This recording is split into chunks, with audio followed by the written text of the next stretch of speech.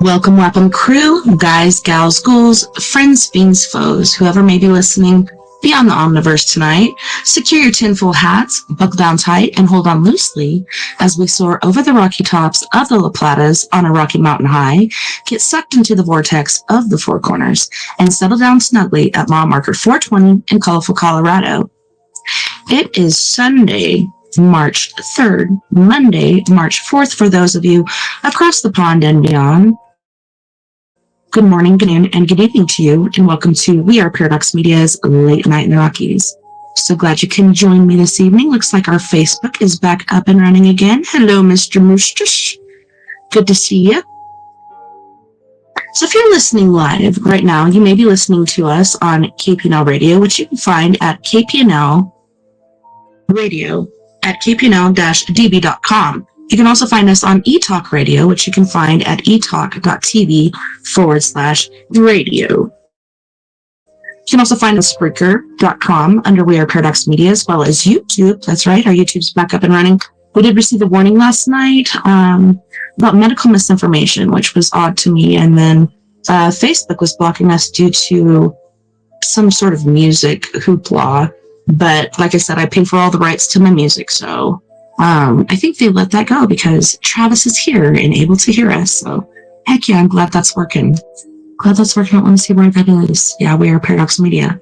And you can also check us out live if you like to watch the show as well as listen at Facebook under We Are Paradox Media, as well as Four Corners Paranormal Investigations. Generally, we go live on Twitch, but we only have really one listener over there and people that pop in and out. And so instead of putting it there, I put it on YouTube because it's one of my favorite places. I spend a lot of time over there, so I'm going to be totally honest with you. If you want to listen to us in your free time, whether you're working it or working out, just go ahead and tune in basically wherever you listen to your podcasts, and you should be able to find us. So tonight is story time with me, TessaTNT, and we are going to continue with our book from Miss Kathy Reichs, and it's Bones to Ashes. There's a back there, cover off, so I can use that as like a background prop or whatever. So we're going to be doing that, and then later on we're going to be watching a creepy video as well as my very own UFO videos, and I want to share that with you guys. Pretty soon I'm going to be sending those to MUFON as well as some other YouTube places that I like it. You know, probably Nick's Top 5, and it's his name. Oh my gosh, I can't think of his name right now, but he's from the UK, and yeah, he Rambos it a lot. It's funny when you watch his videos, he's like, don't, you know, just Rambo it. Run in there, Rambo it. Sometimes people do chase it down, but it's pretty. Franco TV, man, he blows me away the way he does investigations by himself. Like, I don't know. I know there's safety in numbers as far as like if you do encounter a human being or whatever else might be out there, but also with the paranormal. I learned my lesson a long time ago when I had something follow me home and cause some chaos in my home. So I'm actually going to walk in with that. But after that, I'm like, no, you got to take somebody with me. Because like I said, there's safety in numbers and there's a power in 3. Whether witchcraft or, you know, partaking in paranormal investigating or whatever you might do. Please, my friends, do not go alone. All right, so when we left off on Kathy Reichs' Bones to Ashes, it was getting hot and steamy, I must say. They were gripping, groping, locking lips, and whatever else. What's going on there? The digits on my clock glowed 8:34. At some point, I had migrated to my bed. Rolling to my back, I extended an arm. Cold needles prickled my chest. I was alone. The refrigerator door whooshed, then a drawer rattled. Relieved, I grabbed a robe and hurried to the kitchen. Ryan was fully dressed, holding a beer, staring off into space. Suddenly it struck me. He looked exhausted. "Hey," I said. Ryan, I don't know what that was. I don't know if you guys heard that. Something moving around under my desk here. Our eyes met. Ryan grinned a grin I couldn't interpret. Sadness? Nostalgia? Post-coitus? Languor? "You good?" Ryan asked, extending an arm. "I'm good." He looked tense. "I'm worried about Harry. If you want, I can put out a few feelers, check airlines, trains, car rental agencies." "No, not yet. I what? Overreacting? Being cavalier?" The anonymous call and email had implied a threat to my sister, as well as to me. Harry's just so impulsive. I never know what she'll do.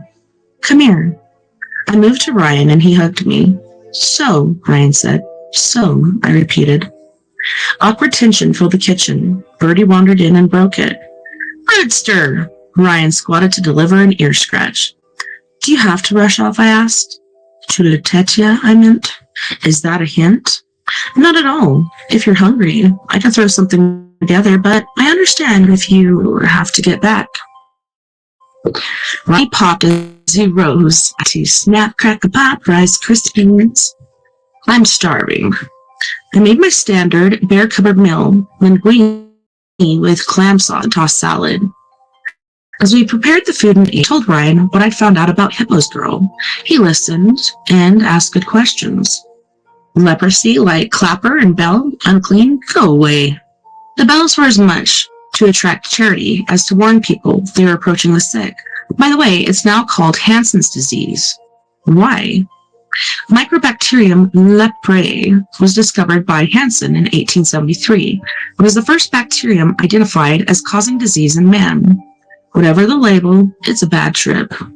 Leprosy actually exists in two forms, tuberculoid and lepromatous.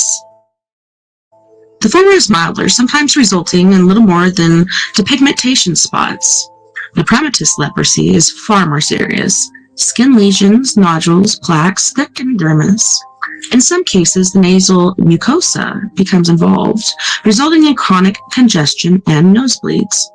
Not to mention the little buggers cause your flesh to rot.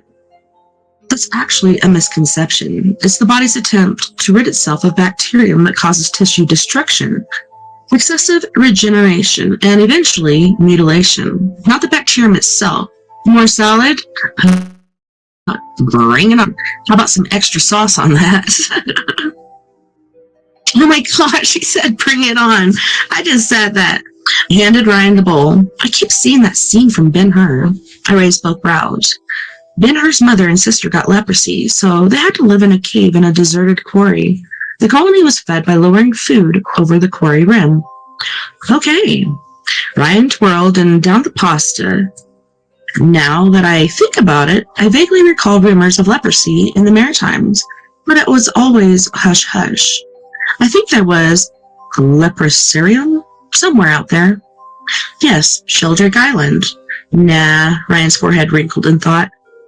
This was a hospital. I'm thinking New Brunswick? Campbellton? Turquette? Ryan swallowed, then air jabbed his fork in sudden realization. I'll be damned. It was Tracadie. There was a lazaretto in Tracadie. The town of Tracadie, as in Evangeline, Obeline, Bosterock. I was so shocked I sounded moron or teacher calling roll. Trindyburg. No one ever heard of Tracadie. Now the place is in my face every time I turn around. I push back my chair. Let's see what we can dig up online. Ryan just dropped to his plate. Sighing, he laid down his fork. I knew what was coming. Time to go? I tried for cheery and failed. I'm sorry, Tim. I shrugged. A false smile slapped on my face. I'd rather stay. Ryan's voice was very quiet. Then stay, I said. I wish it was that simple. Ryan stood, touched my cheek, and was gone. Hearing the door, Bertie lifted his head. What happened tonight, Bird? The cat yawned. Probably a bad move. I rose and gathered our plates, but the nookie was great. I did it all for the nookie. Hello. I'm trying to look over here and see who's here. Thanks for joining us on Your Paradox Media. Is that you, Art? Good to see you, brother. After showering, I logged onto the internet and Googled the terms leprosy and tragedy. Ryan's memory had been dead on. Chapter 30. I surfed long into that night, chasing loops into loops into loops. I explored the history of Tragedy Leprosium, or Leprosarium, or Lazaretto in local parlance. I read personal stories, educated myself on the cause, classification, diagnosis, and treatment of leprosy, worked through shifts in public policy concerning the disease. With regard to tragedy, I learned the following. In 1949, after 5 years of staggering mortality, the New Brunswick Board of Health recognized the inhumanity of forced quarantine on Shelter Island. A site was chosen in backwater called Tragedy, and meager funds were appropriated for the construction of a lazaretto. The building was a 2-story frame, upstairs for sleeping, downstairs for sitting and dining. Privys were out back. Small and basic, the new digs must have seemed lavish to the 17 individuals who survived the island. Though still imprisoned, the sick now had some lifelines to the outside world. Families were closer and could manage visits. Over decades, doctors showed varying degrees of commitment. Charles Marie Labelois, James Nicholson, Smith, E.P. LaChapelle, Aldoria Ribouchard, priest came and went. Ferdinand Edmond Gavreau, Joseph Auguste Babineau. Despite better conditions, the number of deaths remained high in the early years. Moved by compassion, a Montreal-based nursing order, Les Hospitaliers de Saint Joseph, volunteered to care for the sick. Arriving in 1868, the nuns never left. I stared at grainy images of these brave sisters, somber in their stiff white wimples and long black veils. Alone in the dark, I pronounced their musical names. Marie, Julie, Marguerite, Claire, Eulalie Quesnel, Delphine Brault, Amanda Vicker, Clemence Bonin, Domine Fournier. I asked myself, could I ever have been so selfless? Would I have had the fortitude to sacrifice to such a degree? I pored over patient photos scanned from the archives of the Musée Historique de Tragédie. 2 young girls, heads shaved, hands hidden under their armpits, a bushy-bearded man with a concave nose, a babushka'd granny with bandaged feet, circa 1886, 1900, 1924. Fashions changed, faces, the expressions of despair remained ever constant. Eyewitness accounts were even more heartbreaking. In 1861, a lazaretto priest described a sufferer's appearance in the end stage of disease. Features are not but deep furrows. The lips are big running ulcers. The upper one greatly puffed and turned up towards the seat of the nose, which has disappeared. The lower one hanging over a glossy chin. The lives of these people were too painful to imagine. Despised by strangers, feared by family and friends, exiled to a living tomb among the living. Now and then I had to leave the computer, walk the rooms of my home, brew tea, take a break before I could. Hey Jay, good to see you. Before I could continue, and always my thoughts were plagued by the question of Harry. Where had she gone? Why didn't she phone? My inability to contact my sister made me feel restive and helpless. The lazaretto was rebuilt 3 times, repositioned slightly, expanded, improved. Various treatments were attempted. A patient medicine called Fowl's Humor Cure, Kalmugra oil with quinine or syrup of wild cherry. By injection, by capsule, nothing worked. Then in 1943, Dr. Aldoria Ribichaud visited Carville, Louisiana, site of 400-bed leprosarium. The Carville doctors were experimenting with sulfas. On Ribichaud's return, some treatment was introduced at Tragedy. I could envision the joy, the hope. For the first time, a cure was possible. The post-war years saw more pharmaceutical breakthroughs: dapsone, rifampicin, clofazimine, multi-drug therapies. The final tally shows 327 souls treated from leprosy in New Brunswick. In addition to Canadians, the sick included patients from Scandinavia, China, Russia, Jamaica, and elsewhere. Besides the 15 corpses left on Sheldrake Island, 195 were buried in Tragedy, 94 in the Founders Cemetery, 42 in the Church Cemetery, and 59 in the Lepers Cemetery beside the final lazaretto. Pippa's girl had come from Sheldrake Island. Thinking of her, I scanned the names of the dead. Some were pitifully young. Mary Savoy, 17. Marie Camot, 19.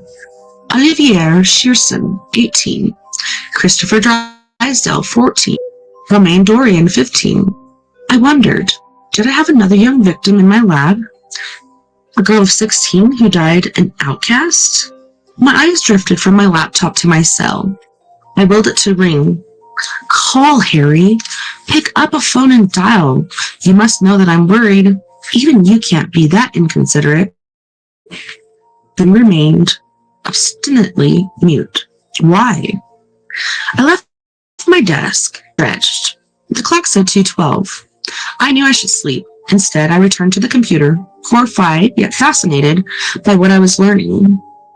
The lazaretto's last patient included 2 elderly women, Archange and Madame Perahudov, and an ancient Chinese gentleman referred to as Hum. All 3 had grown old in the facility. All 3 had lost touch with their families. Though cured with diazone, neither Madame Perahudov nor Hum ever chose to leave. Both died in 1964. Ironically, Archange never contacted or contracted leprosy, though her parents and siblings had had the disease. Admitted as a teen, Archange endured to become Lazaretto's final resident. Down to 1 patient, the good sisters decided it was time to close shop. But Archange posed a problem. Having lived her whole life among lepers, she was unacceptable to any senior citizens' residence in town. I didn't cry when I read that, but it was close. After much searching, a place was found for Archange away from Tragedy. 116 years after opening, the lazaretto finally closed its doors. And that year was 1965. I stared at the date, hearing yet another subliminal whisper. As before, I struggled to bring the message to clarity. My exhausted brain refused to process fresh data. A weight hit my lap. I jumped. Birdie burped and rubbed his head on my chin. Where's Harry, Bird? The cat burped again. It's like purred, but she's spelling her. Burped. Burped. You're right. Gathering line, I crawled into bed. Harry was sitting on a carved wooden bench on Obeline's gazebo, the totem pole casting zoomorphic shadows across her face. She was holding a scrapbook, insisting I look. The page was black. I could see nothing. Harry spoke words I couldn't make out. I went to turn the page, but my arm jerked wildly. I tried over and over with the same spastic result. I hate that in dreams. Frustrated, I stared at my hand. I was wearing gloves, but the fingers cut off. Nothing protruded from the holes. I tried to wiggle my missing fingers. My arm jerked again. The sky darkened, and a piercing cry split the air. I looked up at the totem pole. The eagle's beak opened, and the carved bird screeched again.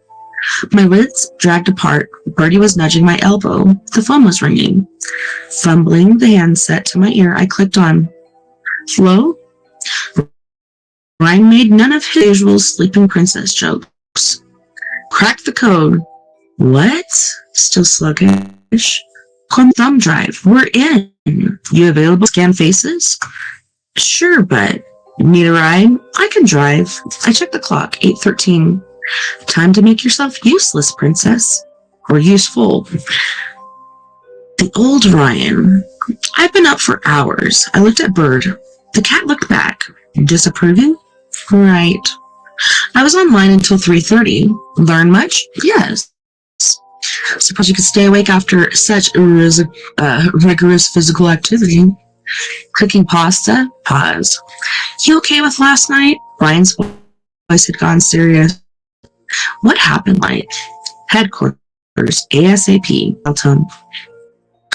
Just later, I entered a conference room on the 4th floor of Wilfred Jerome.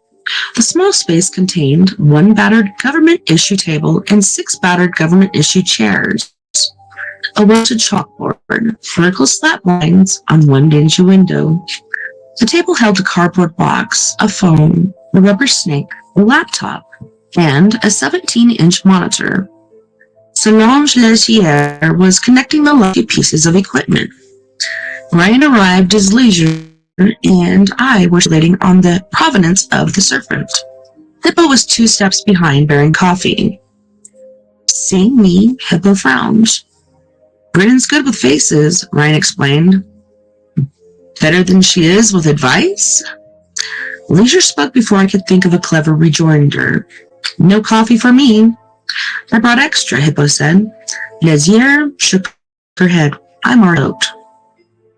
What's Hippo doing here? Sideswiping the reptile, Hippo placed his tray on the table. Legier and I exchanged glances. The snake's name was Harpo. Everyone sat. Legier booted the laptop. The rest of us stirred powdered cream and or sugar into the opaque brown sludge on our styrofoam cups. Hippo went with 2 packets of each. All set? Nods around. Legier inserted Comiere's thumb drive. The PC bong-bonged. Comiere was security conscious, but amateur. Legier's fingers worked the keyboard. Want to know his system? Talk quick. This stuff is lethal. Ryan pounded a fist to his chest. Next time, get your own freaking coffee. Hippo flipped Ryan the bird. Ryan fist pounded his chest. Oh man, it must be bad coffee. I recognized the gesture for what it was. More humor. Everyone was on edge, jittery about the images I might soon see. The best passwords are alphanumeric, Legier began. She's Hippo doing derisive. It's the jargon, not the copy, that's going to take us out. An alphanumeric password is composed of both numbers and letters. The more random the combination, and the more characters included, the safer you are. Don't rely on your puppy name backward, I said. Legier continued as though no one had spoken. Comiere used an old trick. Pick a song or poem. Take the first letter of each word opening line. Bracket that string of letters with numbers using the date of the password's creation. Day at the front, month at the back. The Windows screen opened and Legier entered a few more keystrokes. Generates a pretty good encryption chain, but a lot of us geeks are wise to the trick. A double-digit, multi-letter, double-digit pattern, I guessed. Ryan was right. The coffee was undrinkable. Sleep-deprived as I was, I gave up trying. Working on the assumption that the password was created this year, I checked music charts, created letter sequences from the opening lines of the top 15 songs for each of the 52 weeks, then ran combinations of all month-day number pairs with all letter strings, hit with the program's 474th alphanumeric chain. Only 474? Hippo's face had distaste, and he did have a distaste for technology, and that was evident in his sarcasm. I had to try both French and English. Let me guess. Comiere was hot for Walter Ustenik. 3 blank looks. The Polka King? The looks held. The Canadian Frank Yankovic? Polka? Said Ryan. Ostanek's good. Defensive. No one disputed that. You should know. He's your boy. Gapoket? Quebec? Cormier issued Richard Seguin. Legier said. Hippo shrugged. Seguin's good too. The week of October 29th, Seguin's Letters Ouvertes charted at number 13 in Montreal. He used the opening line of a song from that album. I'm impressed, I said, and I was. In character alphanumeric code will keep the average hacker out. Legier hit enter. I'm not your average hacker. The screen changed to black. On the upper right was a graphic showing old-fashioned spool film. Below it, a playlist offering a dozen untitled selections. Digits indicated the duration of each. Most ran between 5 and 10 minutes. The thumb drive contains video files, some brief, some with running times to up to an hour. I've opened nothing, figured you want to be the first to look.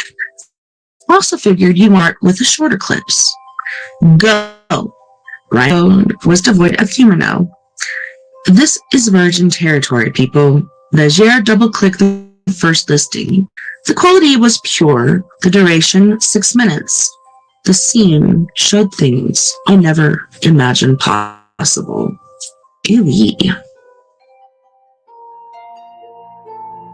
Chapter 30. The video had been shot with a single handheld camera. There was no sound. The setting is a room, done in Roach Motel cheap. The side table is wood grain plastic. The double bed is plaid quilted. A shadow hairlines from enamel above the headboard. Normally, my mind would have played with that. What had been removed? Mass market art? A print of beer-drinking dog and cards?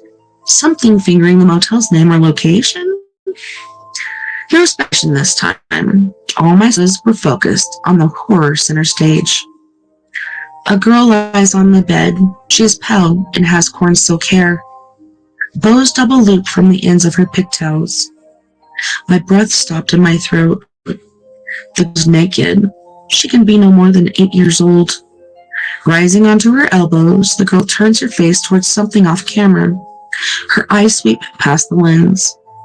The pupils are caverns, the gaze unfocused. Lifts her chin, tracking someone's approach. A shadow crawls onto her body. The girl shakes her head, no, and lowers her chest. A hand comes into frame and presses her chest. The girl drops back and closes her eyes. The shadow moves down her torso. Opposing reflexes got through my nerves. Turn away, stay, help the little girl. I kept my eyes glued to the monitor. A man moves into frame. His naked back is at the camera. His hair is black, bound at the nape of his neck. Ugly red zits speckle his buttocks. Around them, the skin color of pus. Ew, so disgusting. The fingers sought each other, clenched hard. I felt dizzy, anticipating the nightmare that I was about to see. The man takes the child's wrist and raises her frail little arms. Her nipples are dots on the curvy shadows defining her ribcage. I looked down. My nails had carved crescents into the backs of my hands. Drawing 2 steady breaths, I refocused the monitor. The girl has been turned, eyes prone, helpless and mute. The man has climbed onto the bed. He is on his knees. He moves to straddle her. Shooting to my feet, I bolted from the room. No conscious thought. My impulse straight to the motor neurons. Footsteps echoed mine. I didn't glance back. In the lobby, I stood by the window, arms wrapping my wrist, meaning reality to ground me. Skyline, sunlight, concrete, traffic. A hand touched my shoulder. Yoey, Ryan spoke softly. Asked without turning, face to him. These bastards. These evil fucking perverted bastards. Ryan didn't reply. For what? own depraved gratification to so injure an innocent child to get their jollies, or is it really the gratification viewing audience? Well, there's so many sickos out there that there's a market for videos of such injurious depravity. Look at them. These degenerates pollute the world. They don't deserve to suck air from the planet. Look at them. Ryan's tone reflected the loathing I was feeling. A tear broke from my lid. I backhanded it from my cheek. Get who, Ryan? The scum who make this garbage? The pedophiles who pay to watch, collect, and swap it? The parents who pimp their children to pocket a few bucks? The predators who cruise internet chat rooms hoping to make a contact? I want to face them. How many kids will we see on that drive? Alone, frightened, powerless. How many childhoods were destroyed? Yes, these guys are moral mutants, but my job is Phoebe Quincy, Kelly Sicard, Claudine Croquette, and 3 girls found dead on my patch. It's back through clamped teeth. I can feel it in my gut. Being a flesh peddler doesn't make him a kitty porn dealer. This is Cormier's dirty little collection. Cormier had photos of Evangeline. Evangeline worked for Bastorac. 30 years ago, Cormier. Ryan placed a finger on my lips. Bastorac may turn out to be dirty. Cormier may turn out to be a link, or he may turn out to be just another twisted perp. Either way, everything on that drive goes to NCECC. Ryan referred to Canada's National Child Exploitation Coordination System, or CENTER. Right? Wanting to lash out? What will they do? They investigate this type of thing full-time. NCECC maintains a database of images of exploited children and has sophisticated programs for digital enhancement. They're developing ways to ID the pricks who download this trash from the net. Annually, there are more investigations into auto theft than into child exploitation. Scornful. You know that's unfair. There are a whole lot more auto thefts to investigate. The guys at NCECC bust their butts to rescue these kids. Brian flicked a hand at the conference room. I said nothing, knowing he was right. My focus is here. Brian's fingers curled. Quincy, Sicard, Croquette, Noaise. His fist pumped the air for emphasis.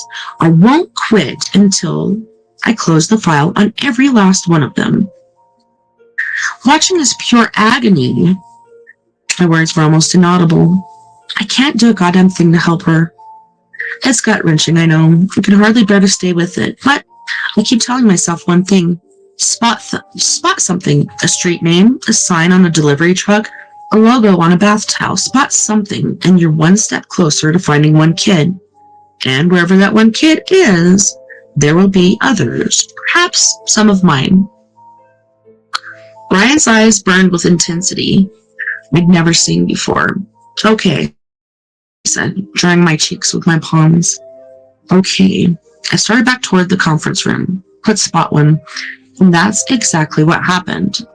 The next 3 hours, there were some of the worst of life. Before leaving, Legier explained that Cormier had stored his collection in a series of digital folders. Some were titled Teen Dancers, Kinders, Box Privé d'Amour. Japanese. Others were numbered or coded with letters. Every file bore the same date, probably the date observed to the thumb drive. Hippo, Ryan, and I slogged our way through, folder by folder, video by video. Every clip was as horrific as the opener. Some showed overly made-up kids in sex kitten lingerie. Others featured girls or adolescents awkwardly vamping, or mimicking strippers or pole dancers. A large number portrayed torture and full penetration. Artistic skill and technical quality varied. Some videos looked old. Others appeared to have been shot recently. Some showed aptitude. Some were amateur. The collection was formed around one common element. Every video featured one or more young female. A ghastly few involved toddlers. Purely who took breaks, drank coffee, battled back revulsion, refocused on the goal. Each time I checked my phone messages, still no calls from Harry. By noon, nerves were frayed and the mood was tense. I was opening a new folder when Hippo spoke. What the hell good's this gonna do? I say we slide this garbage to NCECC and get our asses back on the street. The new folder was untitled. It contained 8 files. I double-clicked the first and the video began loading. One familiar face. Ryan's fingers drummed the table. You could tell he wanted a cigarette. One background detail. Yeah? The rusty voice dripped with irritation. What's that give us? Ryan tipped his chair and thrust his feet onto the tabletop. Right now, it's our best shot at a lead. Cormier was a perv. He's dead. Hippo took his zillionth antacid. He took photos of Quincy and Zacard. Ryan wasn't being goaded by Hippo's ill temper. Hello! The guy was a photographer. Was Hippo being sort of playing devil's advocate? Cormier may lead us to Bastarak, I said. Isn't it your live stream to nail that bastard? The monitor went black. Then a scene opened. The camera is focused on a door. We've got nothing. Hippo shifted and vinyl pop. We've got the contact sheet. It's older than AstroTurf. The child on that contact sheet was my friend. She worked in Bastarak's house. At the gray dawn of history? When she was murdered. Let's concentrate. Ryan, being sharp. A girl appears in the doorway, young, maybe 15 or 16. She's in a low-cut halter-top evening gown, black. Her hair is up. She is wearing too much lipstick. The camera zooms in. The girl looks straight into the lens. Beside me, I heard a sharp intake of breath. The girl's eyes stare directly at us. She tilts her head, subtly raises one brow, hence a smile. Mary, mother of sweet baby Jesus, Hippo exhaled. Ryan yanked his feet from the table. His chair legs smacked the floor. Reaching behind her neck, the girl unties the halter. The dress falls, but she catches it to her breast. The room was absolutely still. Bending at the girl opens her mouth. Her tongue circles her lips. The camera zooms in and her features fill the screen. Ryan jabbed a finger. Stop it there. I moved to the keyboard, hit pause. The frame froze. We all stared at the face. Ryan said the name. Kelly Sicard. Sicard posed for Cormier as Kitty Stanley, I said. Critical. What is that? What does that mean? The son of a bitch uses photography business to make contact with young girls. Then pipe them into the skin train. Probably got a head fee every time he delivered a warm body. Maybe, but pedophiles aren't like your regular criminals for profit. They don't play just for money. They play for a product. It's an obsession.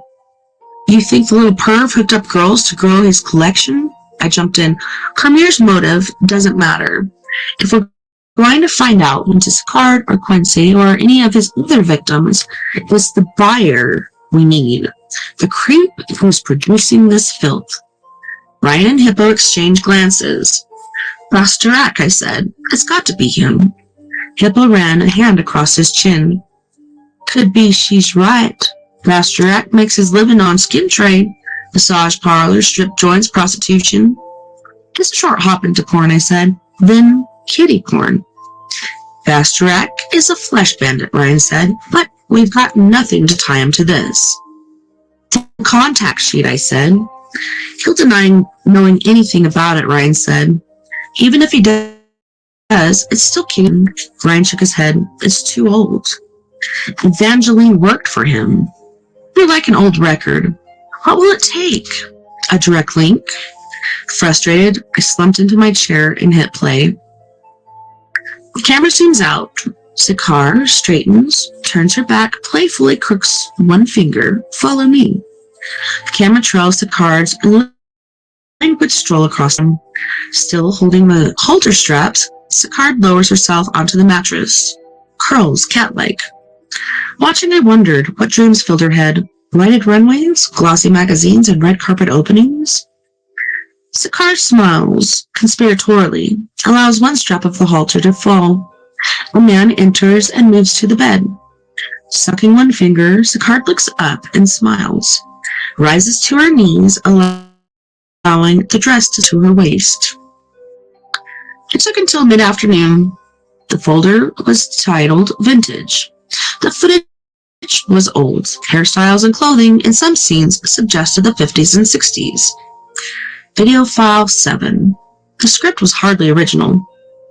The girl is in her mid-teens, tall, with center-parted dark hair. She is wearing a black bustier, garter belt, and fishnet hose. She appears ill at ease. The girl glances to her left.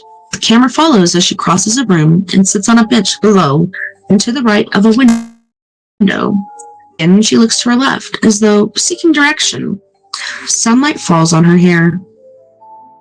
My eyes drift to the framing the girl. Scan the drapes, the woodwork, the misty landscape beyond the glass. It took a few moments to register, hitting pause and study the screen, study the shape, the hazy contour below it. Somewhere, a million miles away, voices were talking. I hit play, stop, play, rewound, did it again and again. I've got him. Calm, though my heart was in my throat. The voices stopped.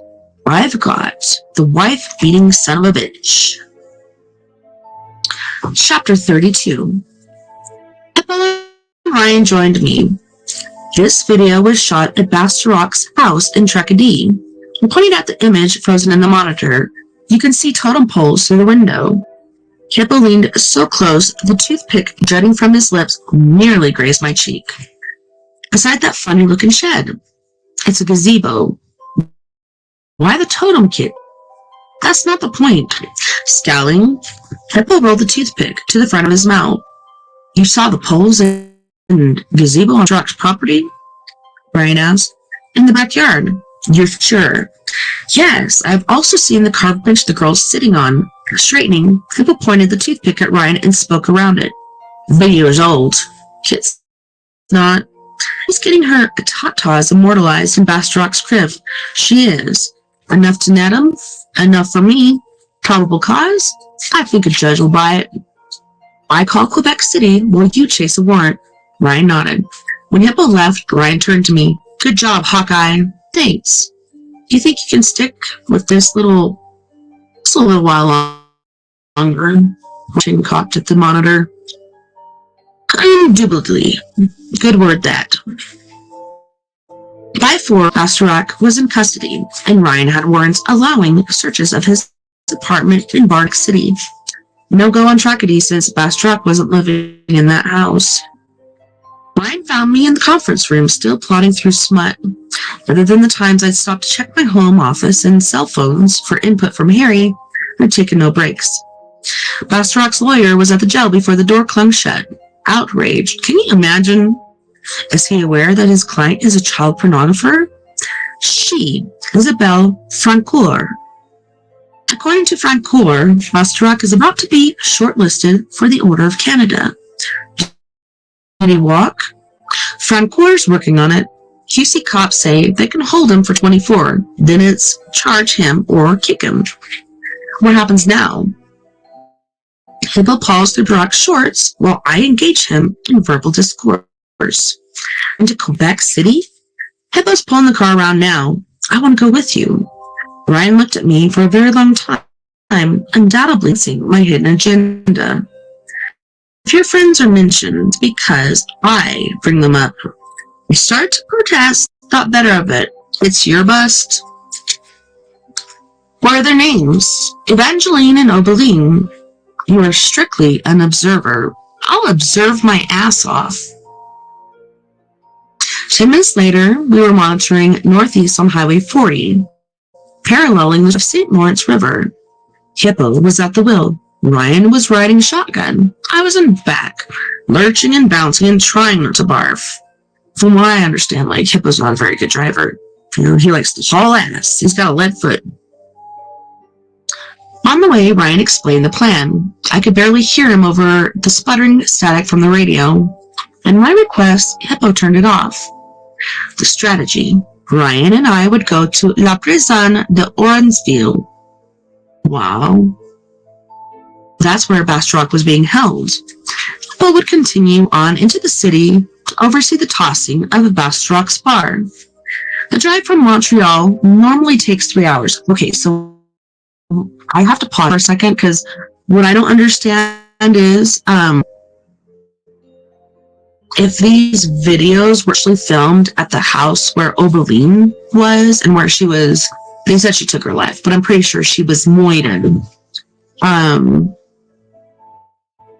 could they not get a warrant to go to that house? Because that's how they knew it was Bastrop, is because she saw the totem pole. So why? Why would they not get a freaking warrant for that house? The drive from Montreal normally takes 3 hours. Hippo made it in a little over 2. I told you he's got a lead foot. Throughout, I checked my phone. No Harry. I told myself she was always going AWOL. Nevertheless, my apprehension was growing. Why didn't she phone? Ryan called ahead as we approached the city's outskirts. Dropped us at the prison, then gunned off. By the time we cleared security, Bastrop was already in an interrogation room. Guard stood by the door, looking like his feet hurt. Perhaps I'd seen too many Sopranos episodes, which is a pretty good show. I was expecting mode de mobster, gold hair, gold chains, steroid swollen muscles. I got a beluga in polyester with small pig eyes. The room held the usual 4 chairs and a table. Ryan and I took seats on one side. Bastrop filled the other. I was surprised not to see friend cooler. Ryan introduced himself, explained that he was SQ, and that he'd come from home. The piggy eyes slid my way. Would you prefer to wait for your attorney? Ryan asked, refusing to assuage Bastrop's curiosity. Good. Let him wonder about me. Frip more roughly translated from Chick. Kiss my ass. I am lounges. I run them clean. When will you assholes figure that out? You own strip bars. Left checked. Exotic dancing is still legal in this country. Every one of my girls is over 18. Bastrop spoke with a cadence similar to Hippo's. You sure of that? I check IDs. 1 or 2 managed to slip under your radar? Bastrop crimped his lips tight and breathed through his nose. It made a wheezing sound. Way sweet 16, I wonder? She got the braces off yet? A flush crept north from Bastrop's collar. The kid lied. Ryan clucked and gave a short wag of his head. Kids today. She wasn't complaining. You like the young stuff, Dave? Kid swore she was 23. Age appropriate for a guy like you. Look, there's 2 kinds of women in this world. Those you slip it to, and those you take home to Sunday dinner. This chick wasn't going to Grandma's for pot roast. Know what I'm saying? You know the third type. Bastrop tipped his head. Jailbait. The flush spread upward to Bastrop's face. Same old recycled bullshit. She said she was... What you want me to do? Check her teeth? How about hooking? That go? Girl leaves the bar. You got no control over her personal life. Ryan responded with silence, knowing most interviewees feel compelled to fill it. Bastrop wasn't one of them. We've got some girls missing down our way, Ryan continued. Some dead ones, you know. Anything about that? Got no ties, Mo. Ryan used another interrogation that I'd seen him employ. A sudden switch of topic. Do you like movies, Dave? What? Lights, camera, action? What the hell are you talking about? Let me guess. You decided to branch out, go Hollywood. We're Holly weird. Bastrop's hand worked on the table, fingers interlaced like short, fat sausages. At Ryan's question, the sausages tightened. Bare tit on a pole, that's pretty low rent action. Bastrop glowered. Neatly. Motion pictures, that's the time. You're goddamn crazy. Let's just say, for argument's sake, you got a kid eager to earn a few bucks. You propose a little poontang on camera. She goes along. What? Am I going too fast for you, Dave? What are we talking about here? You know what I'm talking about. Porn flicks? A very special genre. You lost me, pal. Brian's voice turned glacial. I'm talking about kiddie porn, Dave. Children. Master Rock disengaged his hands and slapped them down the table. I don't mess with kids. The guard poked his head into the room. We get here? Jim Dandy, Ryan said. While Master Rock locked glares with Ryan, I observed him covertly. The rolls in his neck and stomach looked hard, and his arms were corded with muscle. The guy wasn't the lardo I'd first taken him for. Never breaking eye contact with Master Rock, Ryan reached into a pocket and withdrew one of several stills I'd printed from the video in Cormier's vintage folder. Listlessly, he slid the prints across the table. Master Rock looked down at the girl on the bench. I watched his body language, but saw no tensing. You check this little girl's ID? I never laid eyes on her. What's her name? I told you. The piggy eyes rolled up. You never met the young lady. You know a pornographer named Stanislaus Cormier? Sorry. Master Rock turned, running a thumb through a scratch on the table. Brian pointed at the print. Got this from Cormier's computer. Part of a nasty little video. Drive holds quite a collection. The world's full of degenerates. That your house? The thumbnail froze. What the fuck are you talking about? Nice landscaping.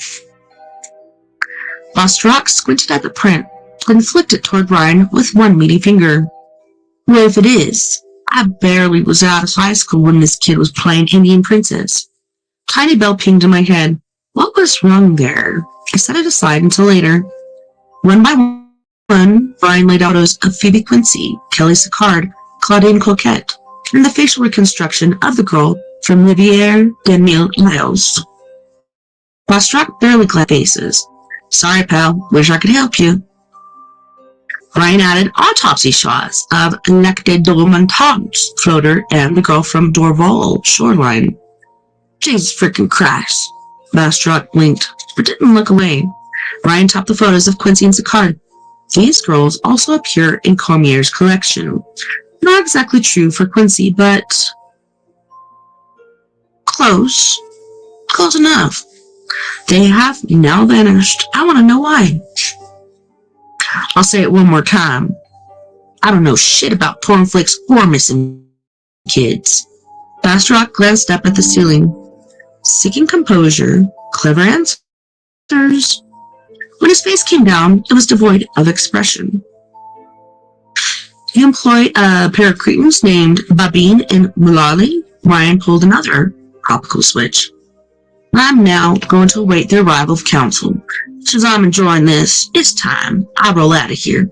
Got a business to run.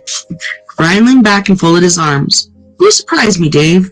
A sensitive guy like you, I figured you'd be in mourning for your wife.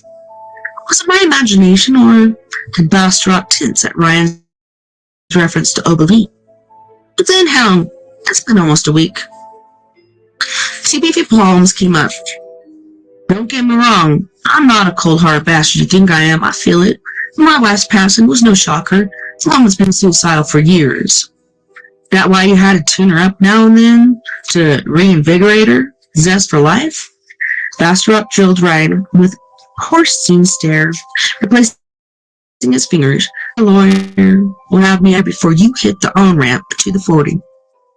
Well, on that note, boys and girls, I'm going to pause there and go to our first music break. On this break, we have Mr. Jeff Hilliard from Los Angeles, California. He's going to be singing Singer Banger Day, which, give it the finger.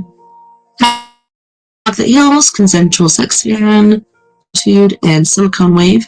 You guys don't go anywhere. We'll be right back after this music break.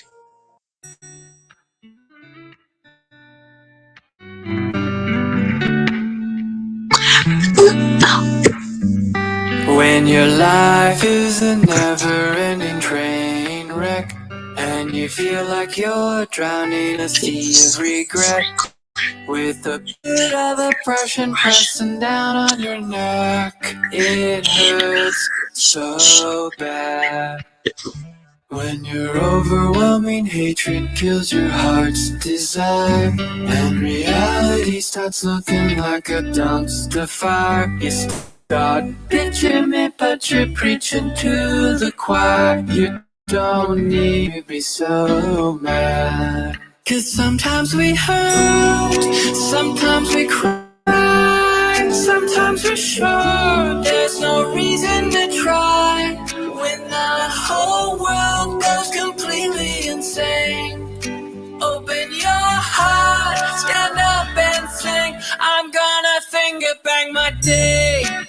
Yeah, yeah, I'll finger bang my day. That's right.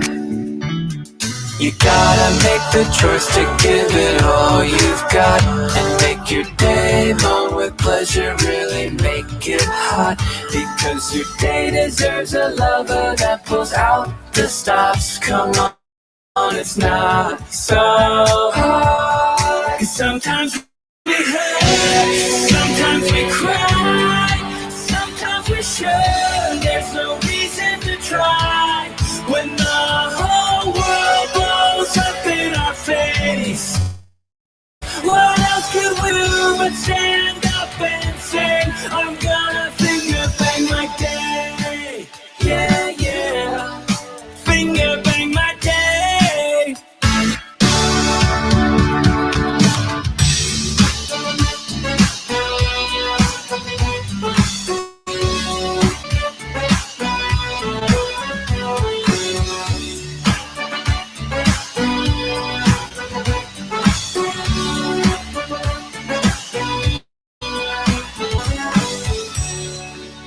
Hey, what are we really doing? We can't live in a world that has this much hate. We have to get honest with ourselves. We have to take stock in what our part is in all of this madness. We have to let go, and we focus on giving love, setting that intention. And each and every single one of us gets up every day with the intention to give. And we do it. We go out there and we give love every single day. Each one of us gets out there and makes love to our day. Giving our day a multiple orgasm. The whole world will be orgasmic for the rest of eternity. Sometimes we hurt, sometimes we cry, sometimes we show there's no reason to try. When the whole world is fucking insane, we open our hearts, stand up and sing. I'm gonna finger bang my day. Finger bang my day. Finger bang my day. Let's open our hearts, stand up and sing. I'm gonna finger bang my day. Yeah, yeah, finger bang my day.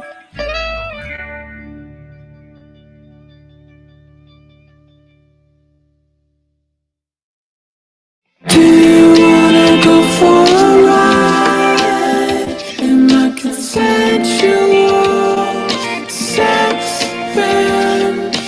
Do you wanna go for a ride in consensual sex van? Let me take you far away from all this huff and puff. There won't be nothing in between our love, like a pair of doves flying high above, where nothing can touch us. Touching softly, don't let me go, I won't let you go. This is eternity with me, baby. Do you wanna go for a ride? I can send you all sex van. Do you wanna go for a ride in my consensual sex van? You don't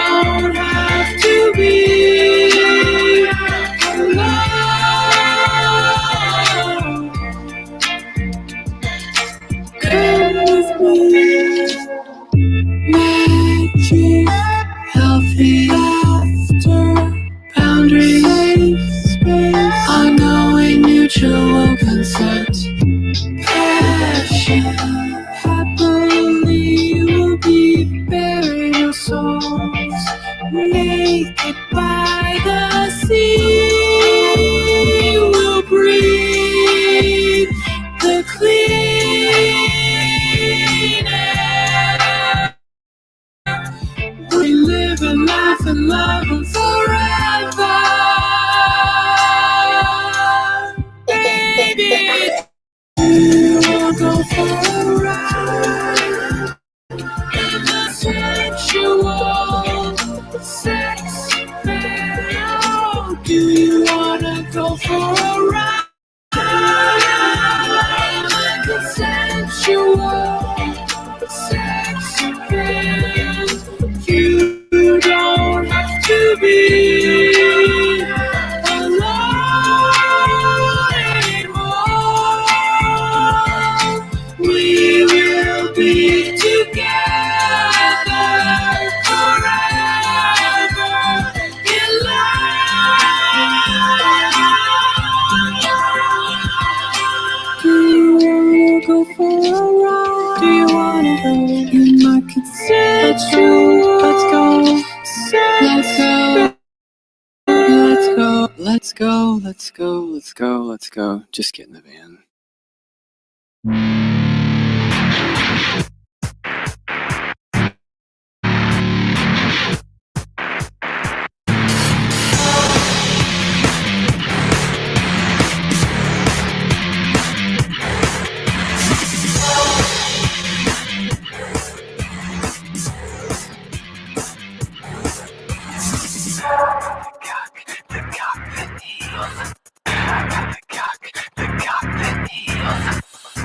You want the cock that heals.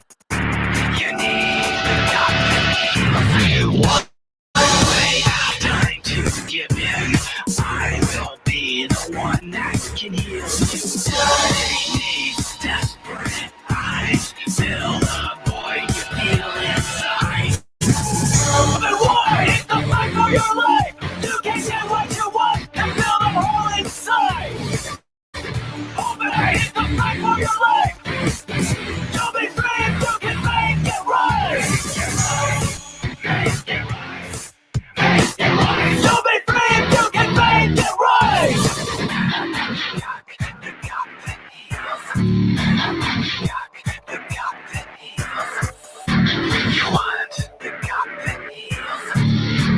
You need the cock that heals. You think you're something special. You think you've got it made. Think everybody wants you. Think you can get your way. No one really cares about you. Delusions start to fade. Your intentions are rejected. You know they only want.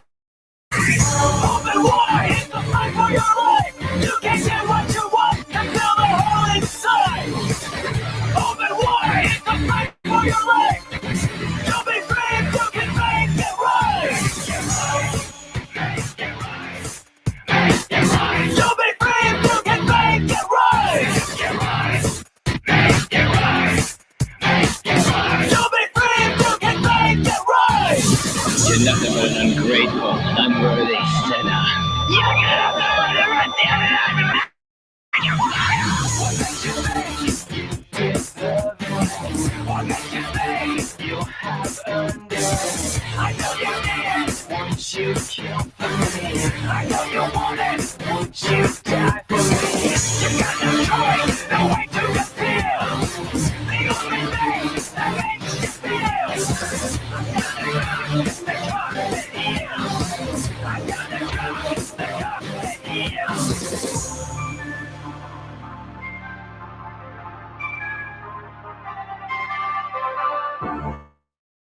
You're deaf and pathetic, nothing but a coward, fool with nothing to offer. No one will ever believe you. They see you for what you are. You're just a fraud, a shell of a person. And now the mountain is filled to penetrate the demons that around you. They enslave you to the doctor of the way. I am the Thunderbolt.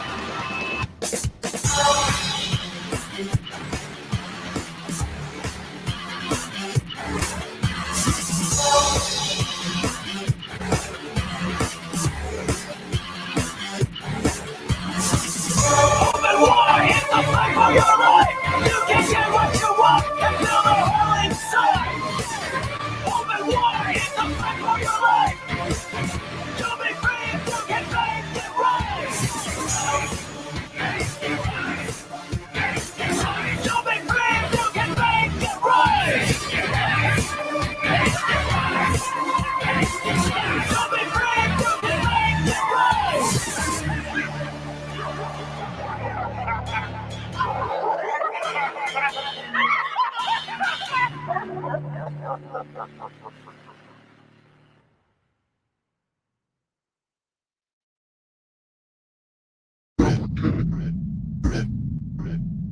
I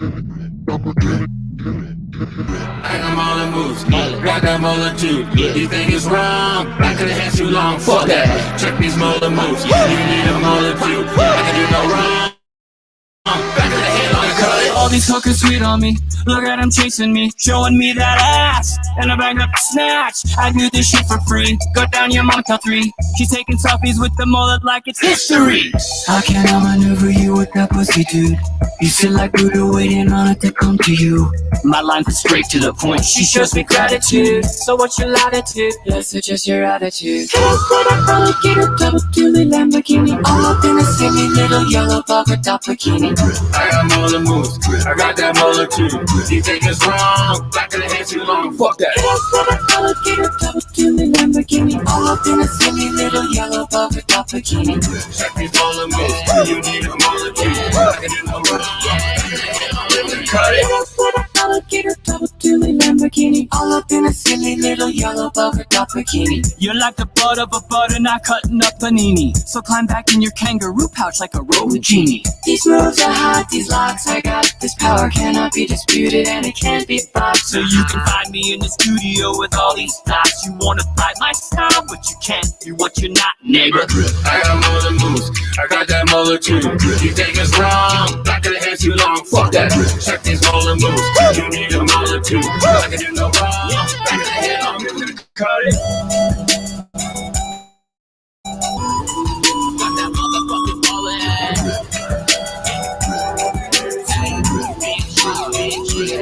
You wanna touch it? Yeah. Next time you come around here with your bitch ass, just remember how my molar makes your whole pussy drip, drip, drip. I got molar moves, I got that molar too. You think it's wrong? Back of the head too long. Fuck that. Check these molar moves. You need a molar too. I can do no wrong. Never gonna cut it. I got molar moves, I got that molar too. You think it's wrong? Back of the head too long. Fuck that.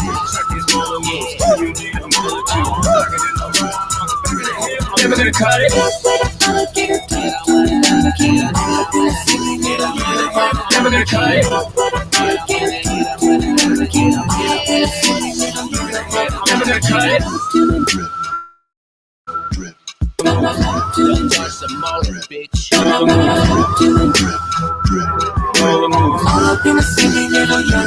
Never gonna cut it.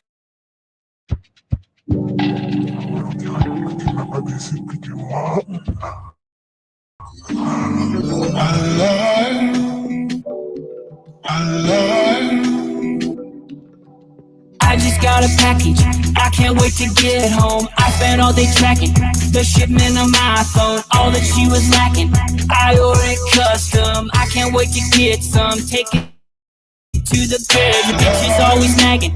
Now I got the air, I said this bitch is packing, going my way. I have a new attraction, don't care what you say. It's better than ever. Now baby, it's time to play. We're gonna make us a tape and show everyone the way. Cause I'm going riding up the Silicon Way. I'm on the scene, I'm on the game. With my new real phone, I'm gonna play. Just like it rain to my Silicon Way. She is here to stay. She's my new real phone, and it's time to play.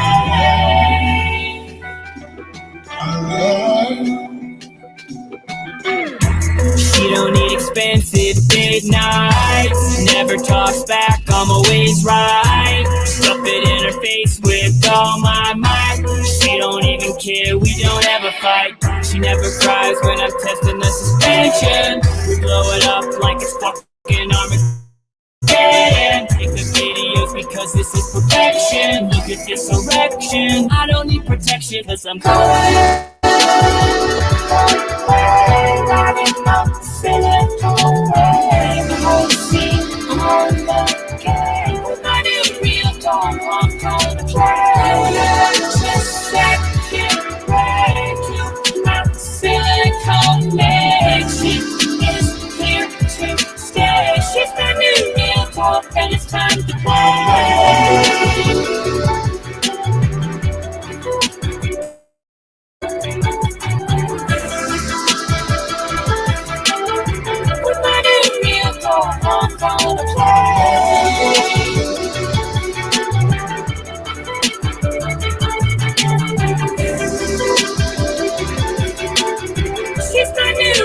talk and it's time to play.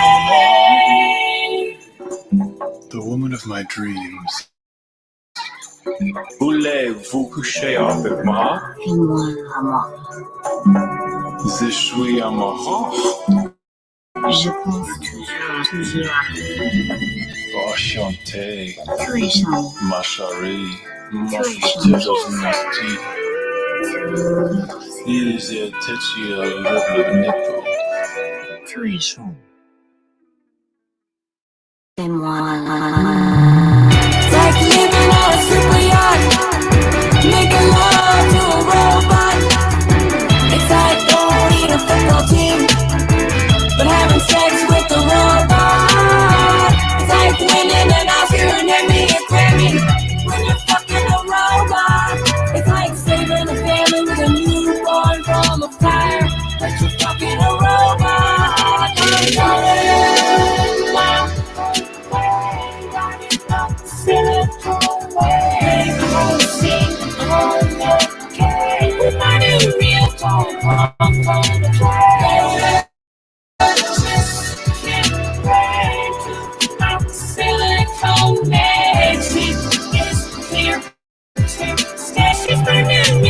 And it's time to play.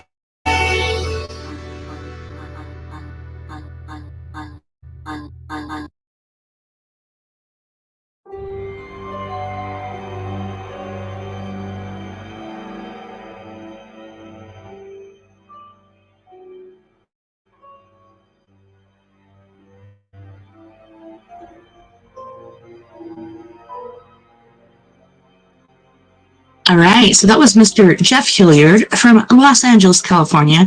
Like I said in the chat, or on our live video, you can check out his musical brilliance on YouTube. Make sure you go check it out. He's got some award-winning stuff over there.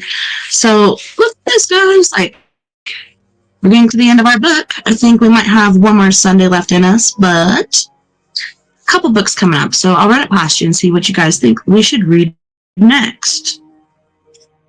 All right. You ready to get back into this? Urgent Ryan, willing him to confront Bastrop with the contact sheet Evangeline. He didn't. Your lawyer has plenty of time. Ryan held Bastrop's stare. CSU's at your place right now. When I leave here, I'll be helping them take your life apart by now. Fuck you. No, Dave. Ryan spoke with a voice pure steel. Find one name, one number, one snapshot of a kid in a two-piece swimsuit. You'll be so fucked. You'll wish your parents had decided to depend on celibacy. Like, that's saying a lot. We both stopped and turned. How about you tell me then, Brian said. These girls call themselves performance artists. Every single one's got dreams of being the next Madonna. Bastrop shook his head. Artists as. They're vipers. You block them, they'll take you off at the dick. Though I promised to remain mute, the man was so repugnant, I couldn't hold myself back. How about Evangeline Landry?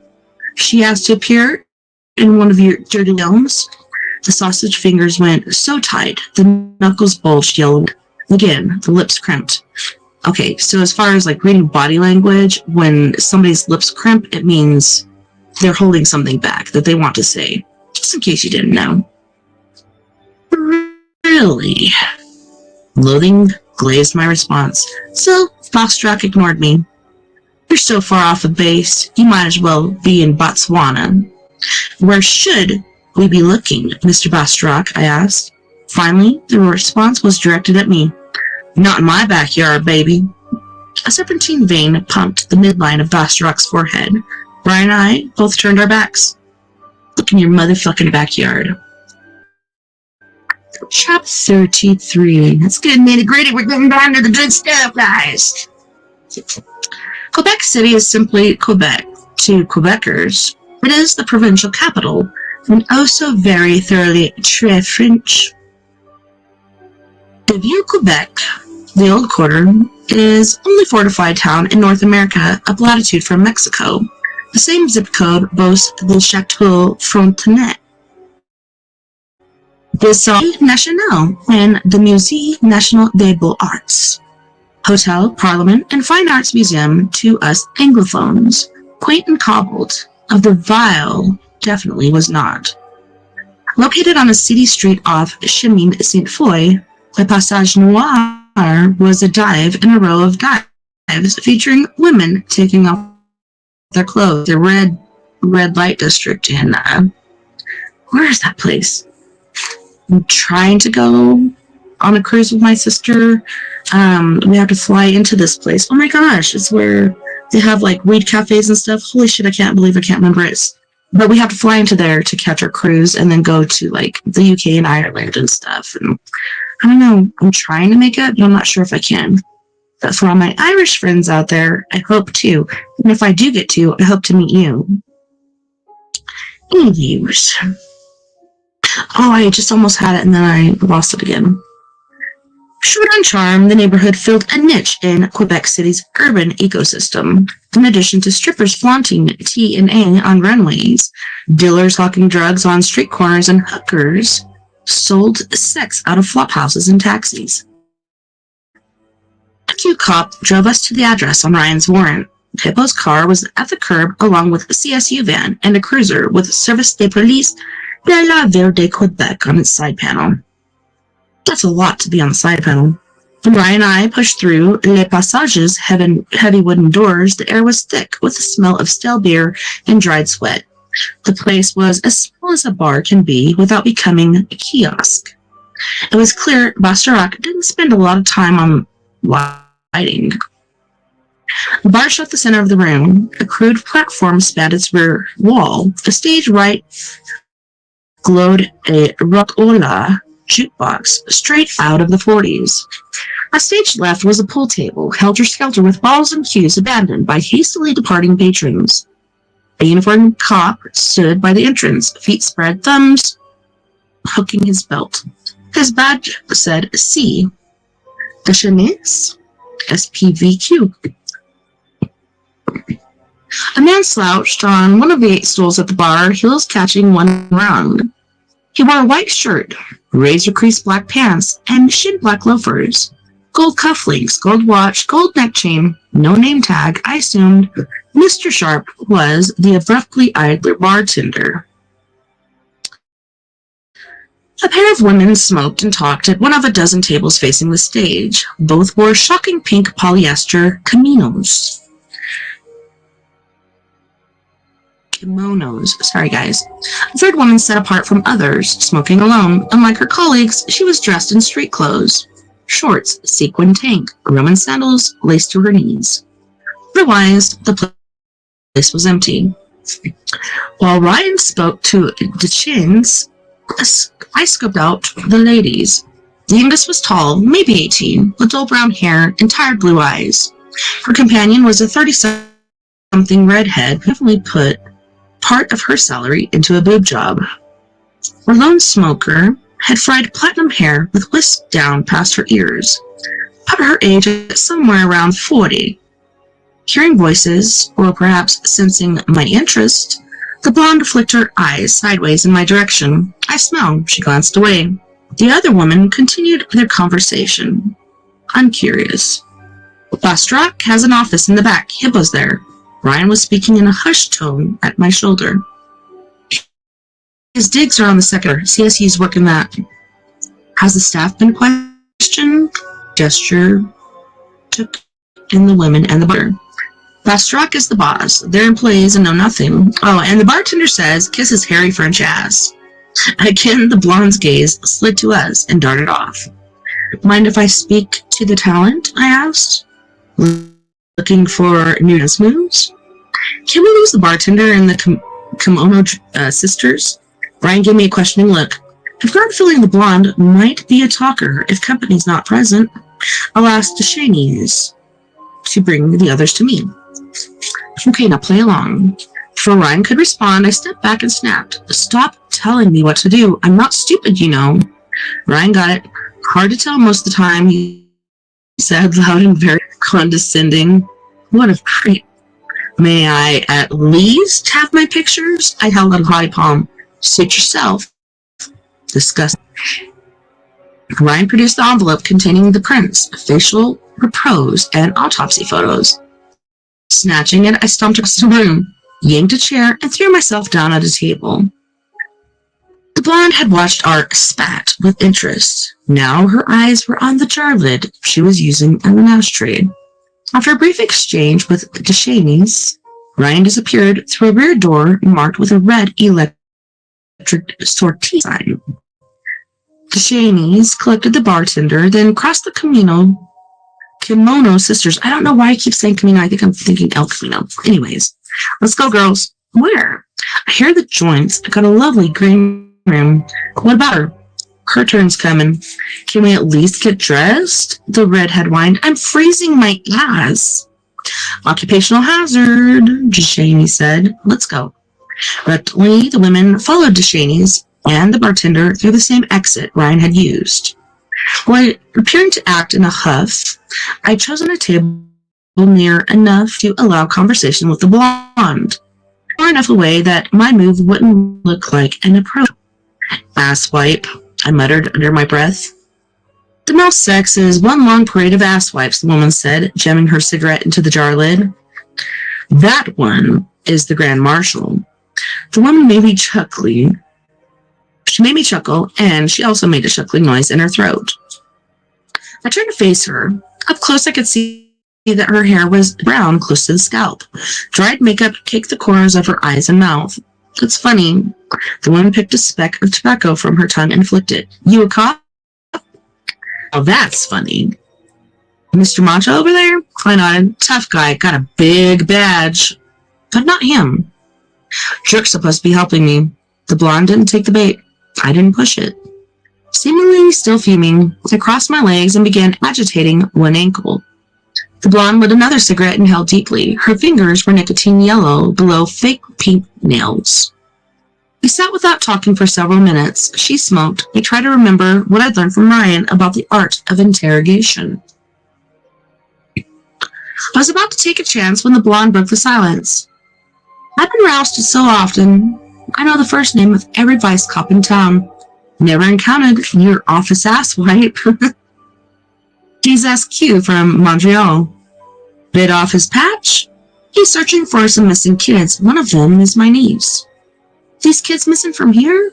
Maybe. If you're not on the job, why the tag-along privileges? We've known each other for a very long time. You doing him? Not anymore, I said disdainfully. He give you that bruise? I shrugged. The woman inhaled and blew smoke toward the ceiling in an inverted cone. We watched it drift and dissolve, backlit by neon over the bar. Your niece work here? The blonde asked. She may have hooked up with the owner. Do you know him? Oh yeah, I know him. Worked for Mr. Bastruck off and on for 20 years.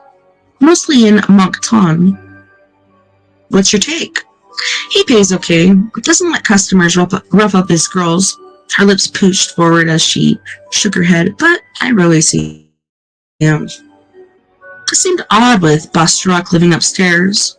I filed the comment for future consideration. My niece may have gotten herself involved in something, I said. Everyone's involved in something, sunshine. Something more than dancing. The blonde didn't respond. I lowered my voice. I think she was doing porn. Gal's got her in 11. She was barely 18. What's this niece's name? Kelly Sicard. What's yours, Tim? Celine. Again, a chuckling noise. Not Dion, but not without flair of my own. Nice to meet you, Celine, not Dion. Ain't we a pair? Celine sniffed, then backhanded her nose with a wrist. Reaching into my purse, I moved to her table and handed her a tissue. I've been searching for this, Kelly Sicard. Almost 10 years. Celine looked at me as though I'd said Kelly had marched off to Gallipoli. Gallipoli? The other kid's only been missing 2 weeks. I didn't mention Evangeline, who'd been missing over 30 years. Her name is Phoebe Jane Quincy. Celine took a very long drag, then the current butt joined the others on the lid. Phoebe is only 13. She disappeared while walking to dance class. Celine's hand paused, then resumed mashing the butt. You got a kid? No, I said. Me neither. Celine stared at the jar lid, but I don't think she saw it. She was looking at a place and time far removed from the little table in Le Passage Noir. 13 years old, I wanted to be a ballerina.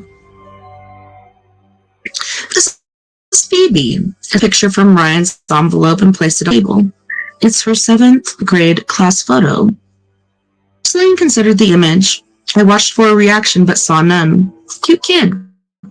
Celine throat and looked away. Ever see her? I asked. No. Celine continued gazing off into space. I replaced Phoebe's photo with that of Kelly Sicard. How about her? This time there was a twitch in her lips and a movement in her eyes. Nervously, she rubbed her nose with the back of her wrist.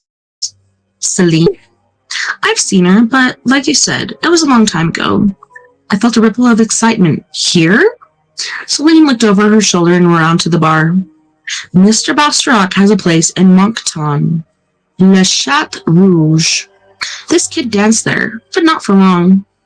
Her name was Kelly Sicard. Doesn't click. Kitty Stamp. A thick pink nail came up. Yeah, that was it. She danced as Kitty Chaton. Cute, eh? Kitty kitten?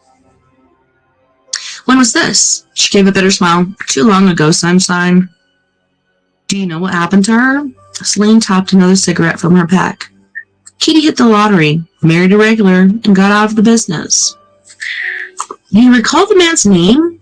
It's not that kind of business. Can you remember anything about him? He was short and had a skinny ass. Celine lit up, widely waving the smoke from her face with one hand. Wait, there's one thing. Everyone called him Bouquet Beaupré because he owned a flower shop in Saint-Anne-de-Beaupré. Celine's gaze was steady now, her mouth skewed with a hint of grin. Yeah, Kitty Kitten got out. Looking at the woman, I felt an unexpected sadness. She'd been pretty once, might still be safe for the overdone makeup and bleach. Thank you, I said. Kitty was a good kid. She flicked her ash to the floor. Celine, I said, you should get out, too. She shook her head slowly, I suggesting abandonment of all illusion. At that moment, Ryan reappeared. Found something curious. Chapter 34. Oh, just in case you're wondering, this shirt says Creeping It Real, and that's what we were doing last night, and we got blocked everywhere. Even YouTube was like, you had another medical misinformation thing, but we don't think about it, so we're not going to penalize you. But all across the board, even on YouTube for music. Celine and I followed Ryan through the illuminated sort into a dim back hall. The Shanies watched our approach, heavy-lidded and bored. To his right was a small dressing room, door ajar through a smoky haze. I could see the bartender and the kimono girls amid the mirrors and makeup and sequin things that must have been costumes. A faux wood paneled room was on the left. Hippo was in it, sorting through papers at a desk. Celine joined her co-workers. Ryan and I joined Hippo.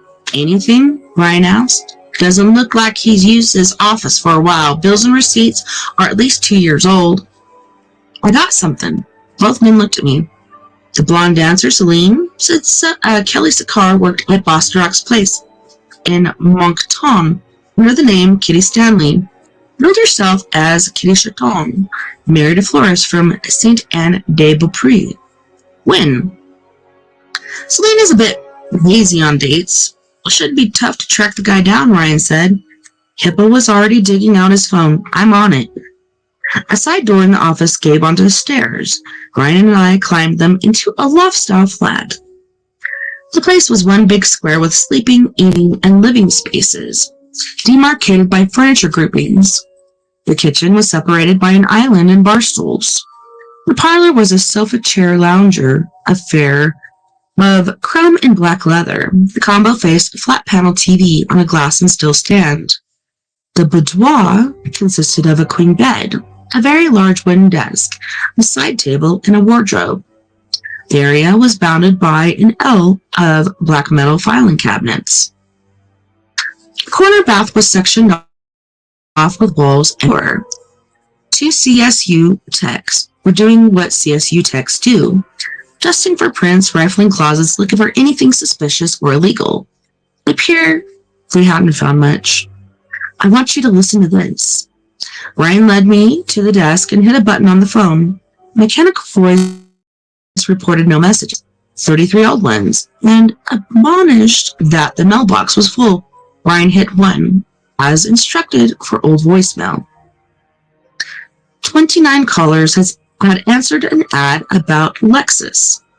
A woman had phoned twice to reschedule a house cleaning service. A man named Leon wanted Bastrop to go fishing.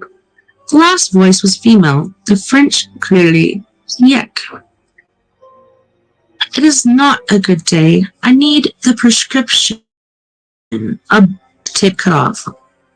Was she saying Obeline? Ryan asked. I think so. I felt totally jazzed. Play it back. Ryan did twice. It sounds like Obeline, but I can't be sure. Why did the jerk empty this mailbox? Check this out, Ryan said. The phone has caller ID. Unless blocked by the dialer, names or numbers are displayed, along with time and date and connection was made. If blocked, the call comes up private number.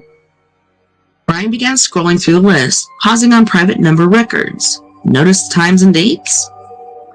Private number phones at roughly 7 each evening, I said. The truncated message was the last one to enter the mailbox. It came up private and was left at 7:08 last night. Obeline may be alive, I said, realizing the implication, and checking in every evening. Exactly. But why? If it is Obeline, why the staged suicide, I asked? And where is she? Shrewd questions, Dr. Brennan. We'll get a trace. I noticed the CSU tech working the kitchen. Are they finding anything to tie Bastrop to Quincy or Sicard or to Cormier? Doesn't look like Bastrop spent much time living in this place. Jives.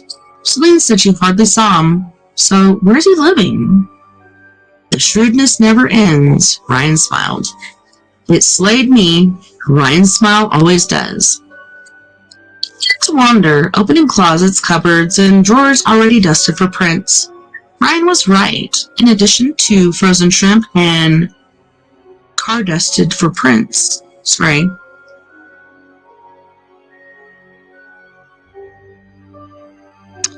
So in addition to frozen shrimp and a carton of badly crystallized Ben & Jerry's, the refrigerator contained olives, clamato juice, a half-eaten jar of pickled herring, dried out, and some fuzzy green chunks that were probably cheese. Save for aspirin, Gillette foamy, and a Bic, the medicine cabinet was bare.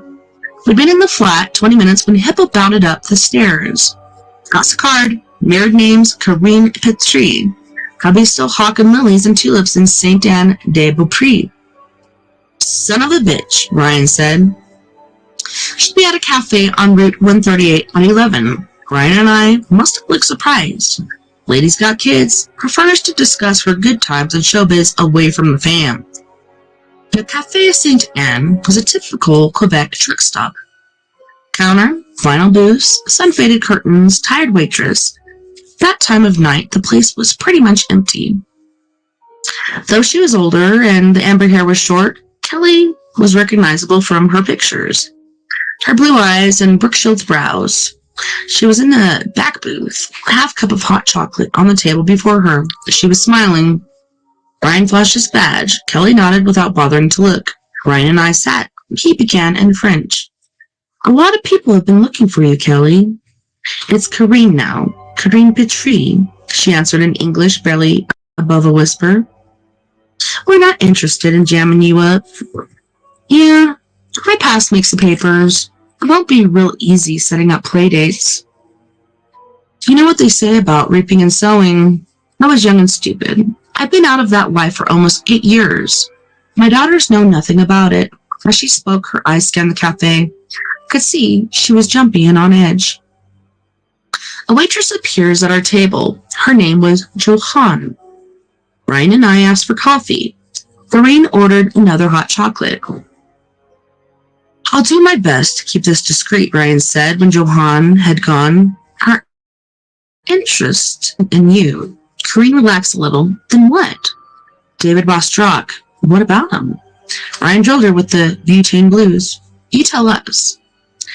Bostruck owns bars. Again, Corinne's eyes ran the room. I danced in one of them, in a Chat Rouge in Moncton. That's where I met my husband. When's the last time you saw Bostruck? Sometime before I quit. It was cool. Mr. Bostruck didn't have any beef with me. That it, Corinne? Just dirty dancing? Johan returned and distributed mugs and spoons. Corinne waited out. I know what you're getting at, but turning tricks wasn't my thing. All I did was strip. Never flashed a little tit on film? Corinne lifted her mug, set it down without drinking. I noticed a tremor in her hand. Tell us about Stanislas Cormier, Ryan said. Corinne's eyes crawled to me. Who's she? My partner. Stanislas Cormier? You guys are thorough. Not as thorough as we could be. I was 15. I wanted to be a Spice Girl. She swirled her hot chocolate. Wanted to live in Hollywood and appear in People magazine. Go on. I went to Cormier to have a composite made, glamour shot stuff. I read an article saying that was the way to break into acting and modeling. What did I know? During the shoot, we got to talking. Cormier offered to hook me up with an agent. He agreed to some questionable poses? It seemed harmless. Was it? She shook her head. Go on. It's hard to talk about. Try. Corinne's eyes stayed on her mug. A man called about a week after my sitting. Said he had a small part for me in a film called Wampum. I was so excited, I nearly wet my drawers. Thought I'd found a ticket to freedom from my Nazi mother and father. Corinne shook her head sadly. Mourning what? I wondered. Her lost parents? Lost youth? Lost dreams of stardom? They took me to a rat bag motel. I wore moccasins while a guy in a loincloth fucked me.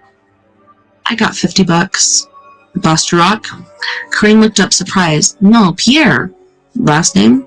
He never said and I never asked. She swallowed. Pierre said I had talent. Said if I gave him an exclusive, he'd start my acting career. Do you believe this, Pierre, would make you a star? I tried to keep the incredulity from my voice. Cormier insisted Pierre was a high-powered agent. But what did I know? He spoke the lingo, claimed to know all the right people. I trusted him.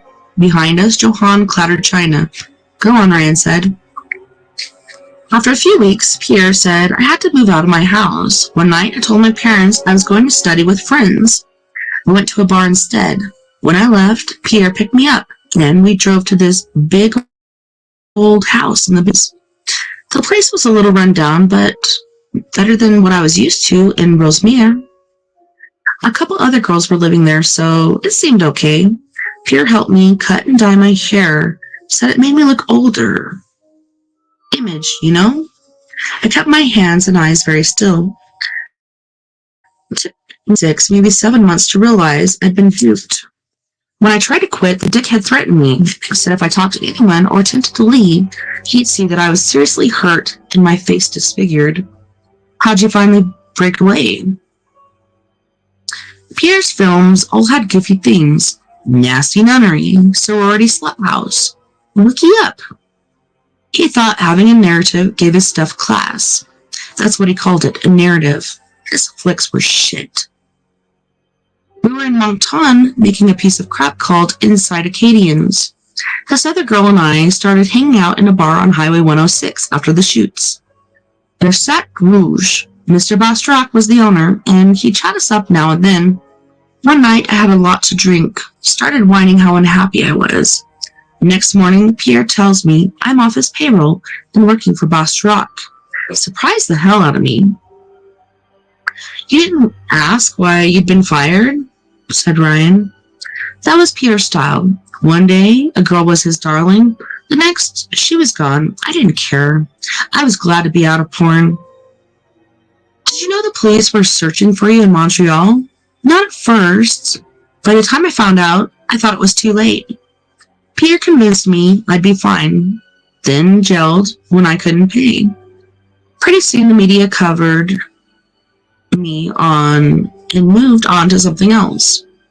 I didn't see any point in putting myself out there. Here's the point. Ryan curled his fingers in my direction. I gave him the envelope. He laid down photographs of Claudine Cloquet and the girl from the Dorval shore. Karine glanced at the faces. I don't know them. Phoebe Jane Quincy joined the lineup.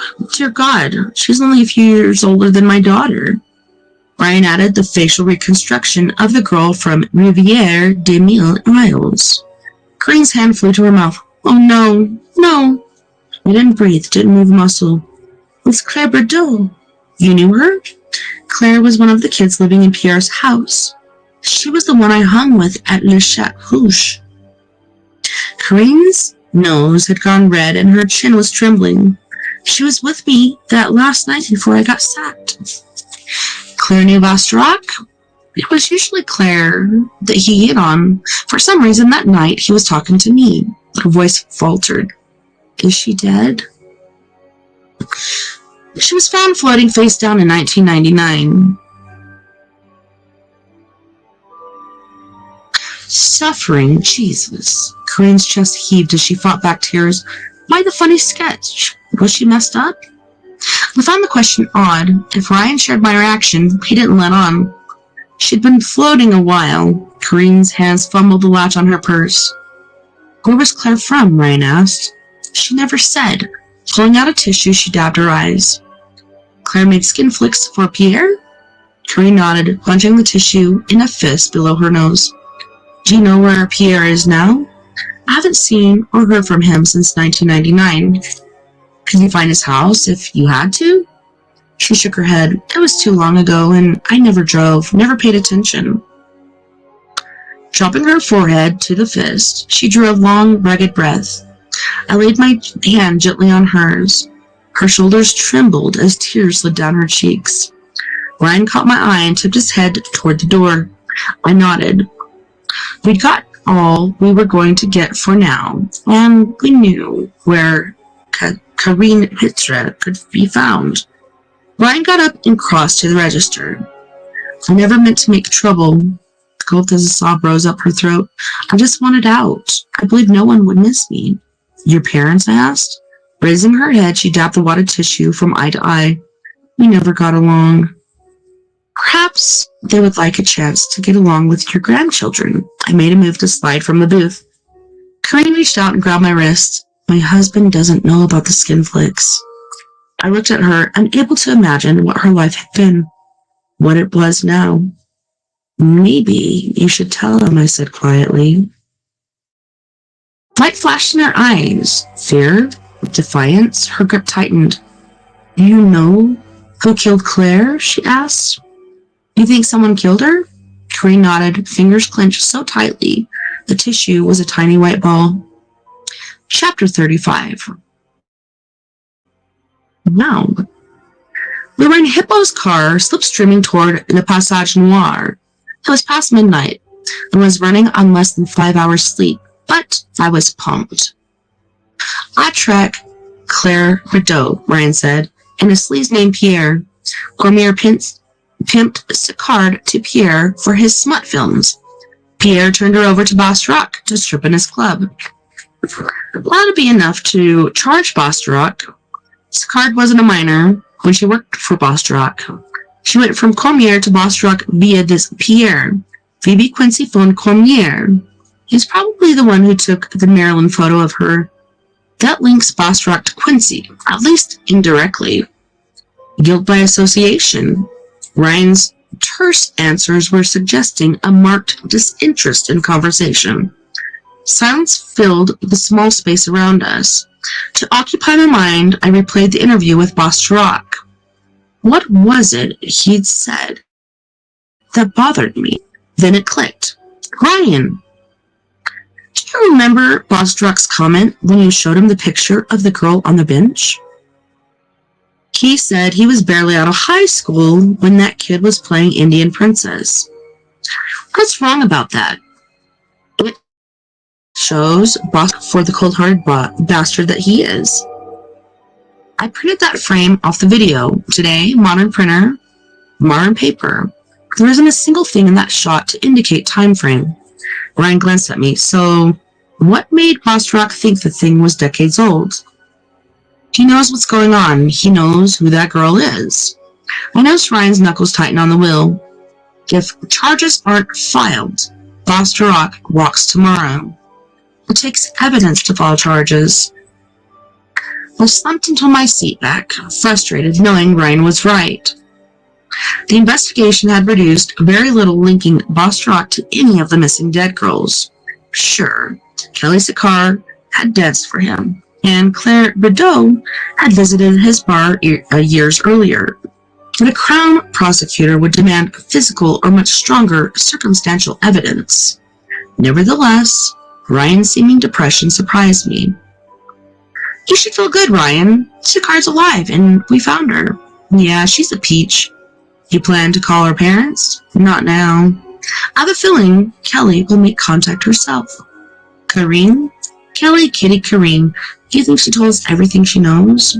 Ryan made a noise I couldn't interpret in the dark. My take is, she opened up when asked, but volunteered little. Ryan said nothing. She made an interesting comment as you were paying the bill. Thanks for the cocoa? She thinks Bordeaux was murdered. By? She didn't say. My money is on Plucky Pierre. He threatened her, but Bostock used to hit on her. I looked at Ryan, a silhouette thin face slowly illuminated by oncoming lights. The face was still jawed. You cleared 2 cases, Ryan. Cases that were pretty stone pony cold. And Gerardine and Kelly Sicard. If Sicard is right, the Riviere des Mille Isles body will be ID'd as Claire Bedeau. You're making progress. 1 alive, 4 dead, still 2 missing. Break out the sparklers. A truck whooshed by.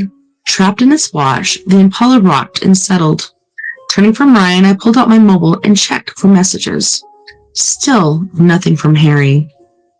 Rob Potter had called at 10:42. He analyzed the poetry and came to a conclusion.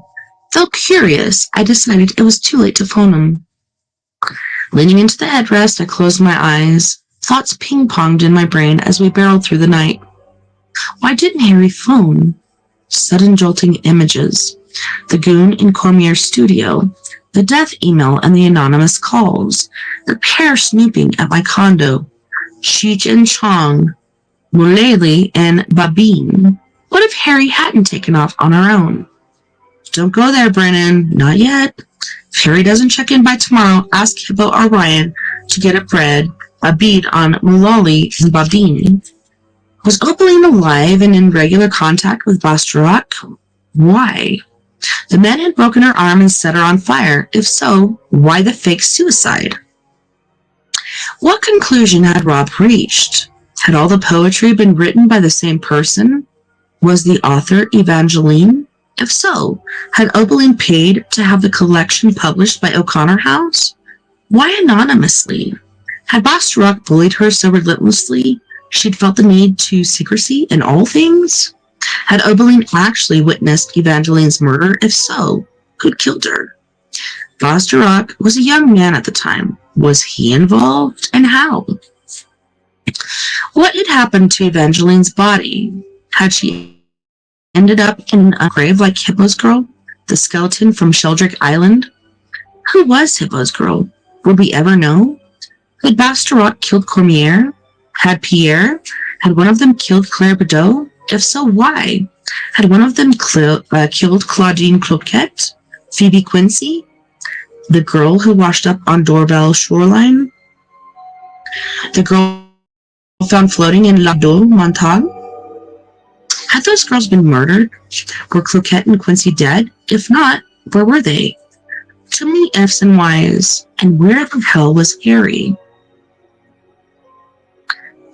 Hippo was smoking a Players on the sidewalk when he pulled up at Le Passage Noir. Ryan bummed a match and lit up as I relayed our conversation with Kelly Sicard, aka Corinne Petre. Hippo listened, chin rising and falling like a bobblehead doll. Want another round with the staff? Hippo said when I'd finished. Cut him loose about an hour ago. Told him not to be planning my trips. Orsonville call? Ryan asked. Hippo nodded. Vostok's lawyer been screaming bloody hell. Unless we find something that lets us charge this prick, they kick him at dawn. Ryan dropped the Hill Crush cigarette. Then let's find something. Yanking the door, he strode into the bar. While Ryan and Hippo plowed through Vostok's files, I went to the Impala, got my laptop and booted. The dial-up connection was excruciatingly slow. Launching my browser, I was crawling through porn producers, porn makers, porn companies, sex film industry, etc., etc.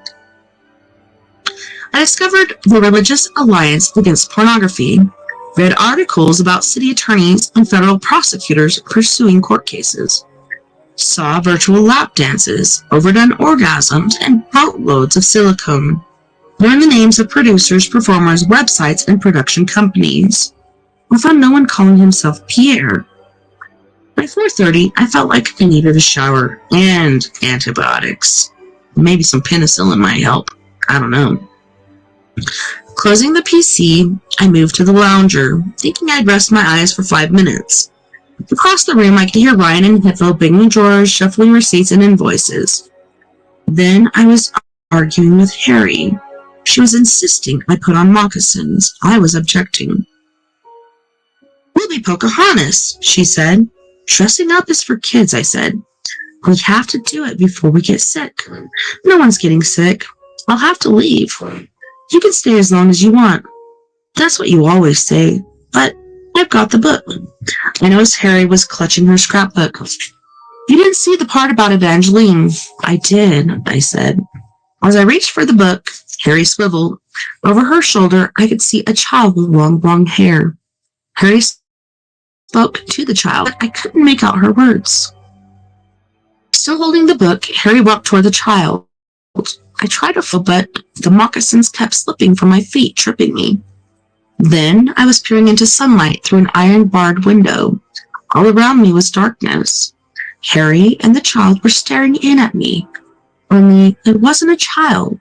It was an old woman. Her cheeks were sunken, and her hair was silver-white nimbus surrounding her head. As I watched, grins appeared in the wrinkled skin around the woman's lips and under her eyes. Her nose opened into a ragged black hole. A face began to materialize beneath the woman's face. Slowly, it took form. It was my mother's face. Her lips were trembling, and tears glistening on her cheeks. I reached out through the bars. My mother held up a hand. In it was a bunched wad of tissue. Come out of the hospital, my mother said. I don't know how, I said. You have to go to school. Vostok didn't go to school, I said. My mother tossed the tissue. It hit my shoulder. She threw another and another. I opened my eyes. Ryan was tapping my sleeve. I went vertical so fast, the recliner shot into full upright and locked. Vostok will be out in an hour, Ryan said. I'm going to tell him. See where he goes. I looked at my watch. It was almost 7. You could stay here with Hippo, or I could drop you at a motel. Pick you. Not a chance. I got to my feet. Let's go. As we drove, I dissected what I could recall of the dream. The content was standard fare, my brain doing a Fellini with recent events. I often wondered what critics might write if my nocturnal meanderings. Surreal imagery with no clear demarcation between fantasy and reality. Tonight's offering was a typical retrospective from the subconscious. Alright, so we're going to let it go right there because we got a creepy video and my very own UFO videos that we're going to be watching. Hey, Shirley-Ann, nice to see you. Thanks for joining us. Anywho, okay, so on this break, we have Mr. Jeff Hilliard again from Los Angeles, California, and he's going to be singing his 80s sort of ballad. That's what I think of it as. And when you watch the video, you'll see what I'm talking about. But he's going to be singing Abandoned, which I love.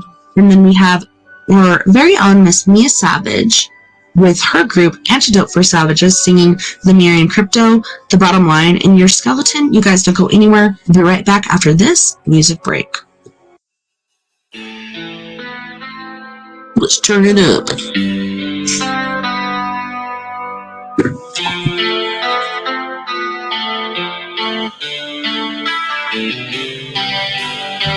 Left here alone with the shadow of my erection on the wall. Why won't you answer my calls? I gave you my all with the love we made together all night long. I just don't know what went wrong. I rolled the dice, 'cause I thought I saw forever in your eyes. Was all that passion a lie?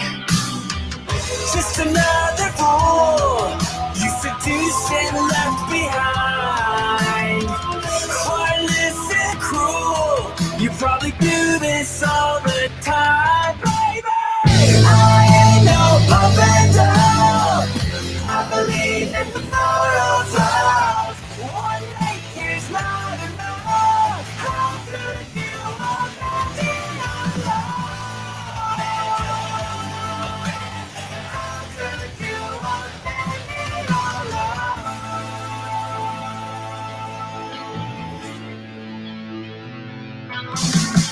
Drove by your house again today. Peeked in the window and I saw you smiling. Your husband and your beautiful family. Tell me, does he know about the way we made love on the night you met me? At Johnny's Tavern at 11:37 last Thursday.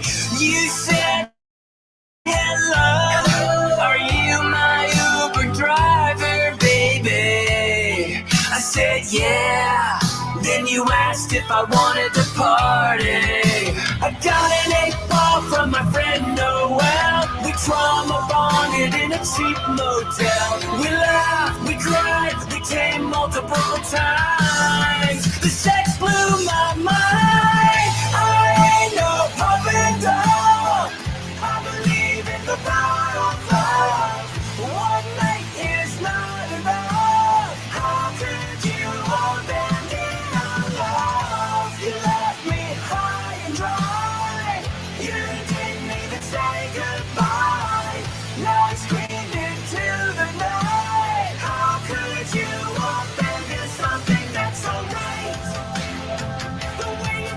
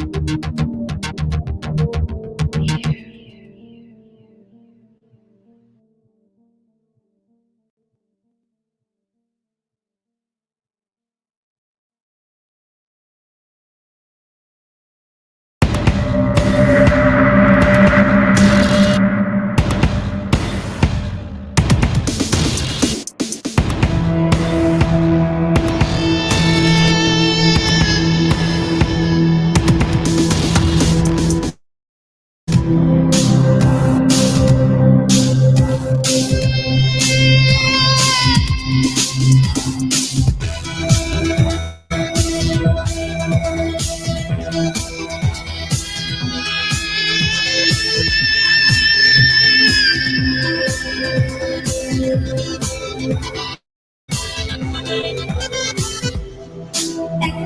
on my shoulder.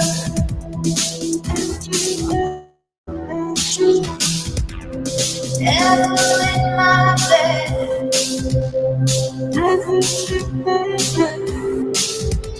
Forget my behavior.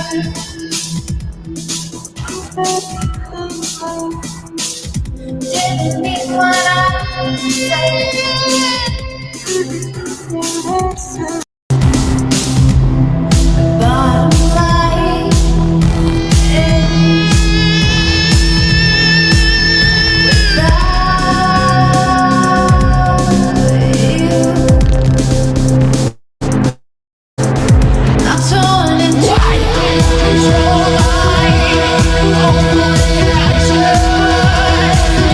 I'm torn and tied. In your heart, in the destruction.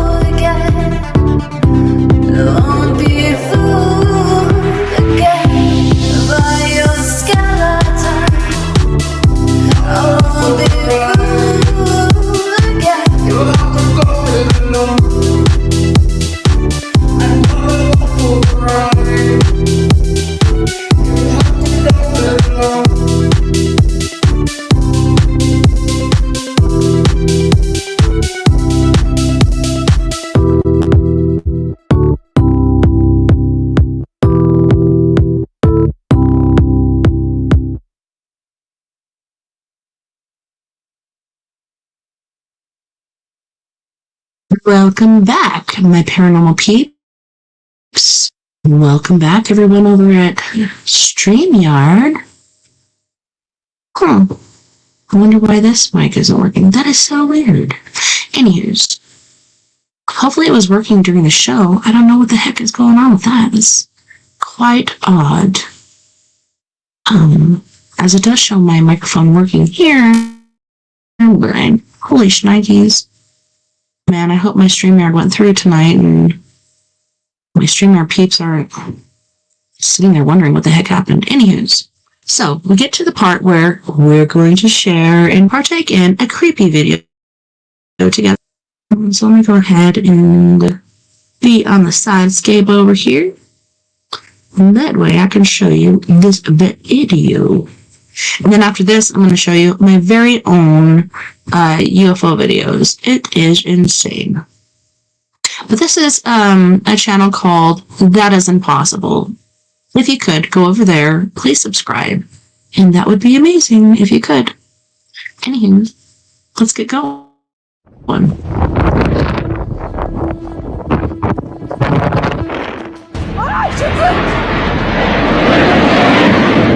Holy shnikes. What's up? That.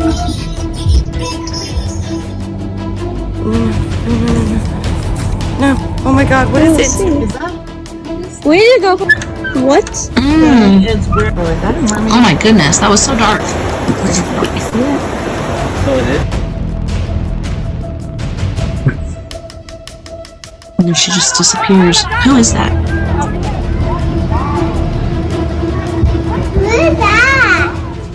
Hi, I'm Jennifer, and you're watching the Impossible channel. Don't forget to leave a like and subscribe to the channel with notifications on for more videos like this. From mind-blowing videos to unexplained and mysterious phenomena, you're in for a ride. Are you guys ready? Well, let's go. Let's do this.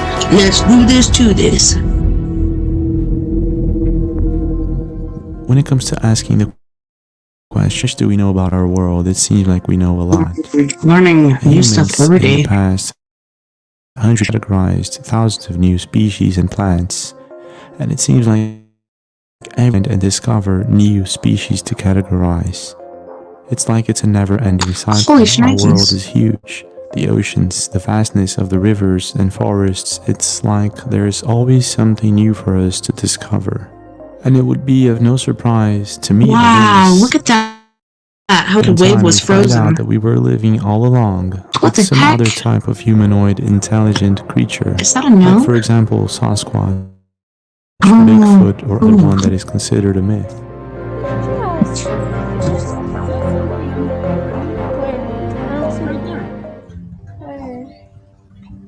That thing is so dark. It's insane. It looks like a shadow being. Is that a Bigfoot? It looks like a freaking Where did it ape. go from a pop-up? Maybe it's those tweakers. What? A couple of days ago, It's those tweakers. who usually Those posts friggin' videos tweakers. and pictures of him fishing in Florida, uploaded a video to Instagram Oh my goodness, of what's you better be supposed to careful. be an encounter with a very bizarre and unknown creature. Luke Duncan had never posted any video of this sort before on his Instagram account. It's all about videos and pictures of him fishing with his friends. It seems like he's really good at it. In other words, he knows his way around the lakes. He's probably seen and heard all types of strange things in rivers and lakes. Is that a mermaid?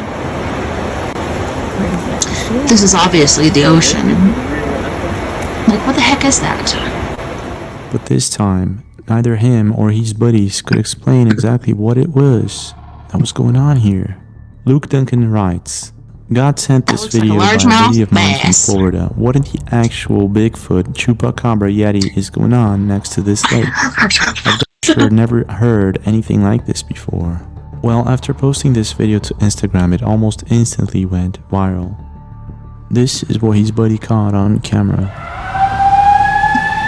Wow.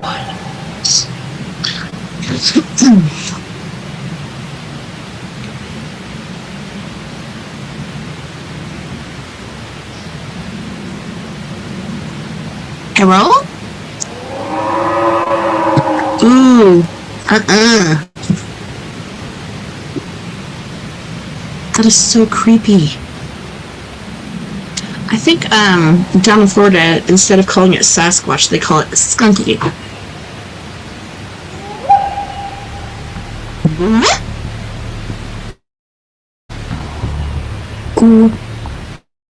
Whatever it is that Luke's friend caught on camera, it sure scared the heck out of him. Not only him, comments were pouring down like, what the heck is this, Luke? I've never heard anything like this before. It gave me the chills. Internet users were divided. Some say that it could be a cougar, a panther, or even a bear, while others say that this could actually be Bigfoot or maybe something else. I'm not too sure though. I've never heard definitely anything not like this a cougar or panther what or I a do know bear. is that Luke, as an experienced fisherman, has never heard anything like this, and neither did his friends. So what the heck is going on here? What's your take? Did they actually see something in the forest? I didn't see anything. I just heard phenomena, Colombia is a place where many of them have been captured on camera in the past decade. I'm not sure why. What I do know is that in the past, I've featured many intriguing videos of what's supposed to be mysterious lights in the sky. And to this day, no one knows what they are. Wow, that is insane. It's not very different with this next video that we're about to watch. That happened in a very small town called San Pedro de Cartago in Colombia. Wow. San Pedro de Cartago has a very small it's population. nestled in a little valley. It's a city very close to the mountains and many national parks. A couple of weeks ago, a Facebook profile by the Realpe posted a very intriguing video of what's supposed to be a humanoid figure that apparently appeared in the clouds on April 2022. This is what happened.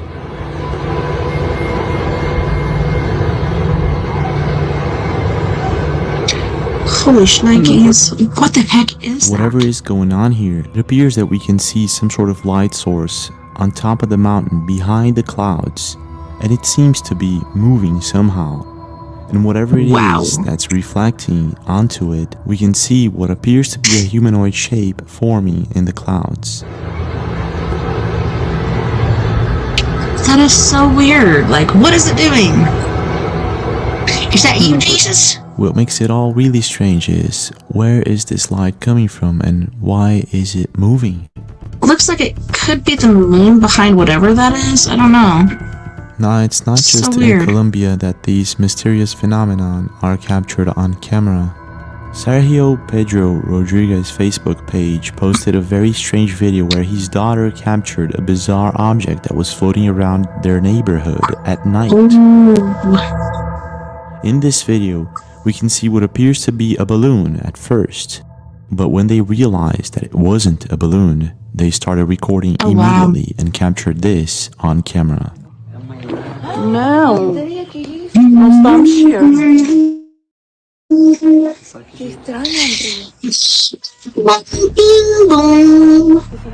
Holy shnikes. That is really strange. I must agree. That's what they do. Wait till you see my video. Like, holy shnikes. Sometimes they go boink, or sometimes they just go floating. If you notice closely in this video, there is no wind. Not only that, it's a cloudy day, and whatever this object is, it's silent and it's traveling quite fast to be a balloon. So what is it? Someone posted a brightened up version of the video online, and this is what can be seen. Whatever this thing is, it doesn't look like an ordinary balloon, but I could be wrong. The exact video location is unknown. What I do know is that it was most likely recorded in... Have you ever seen anything like this before, and what's your take? Is it a balloon or is it maybe something else? That is not a balloon. A couple of weeks ago, I uploaded a video on YouTube about skinwalkers. I'm not too sure why, but in the past couple of years, it's a subject that has been trending on social media. We've been talking about it since I was, to go in and get ready for a bath. I think 11 or 12. Okay?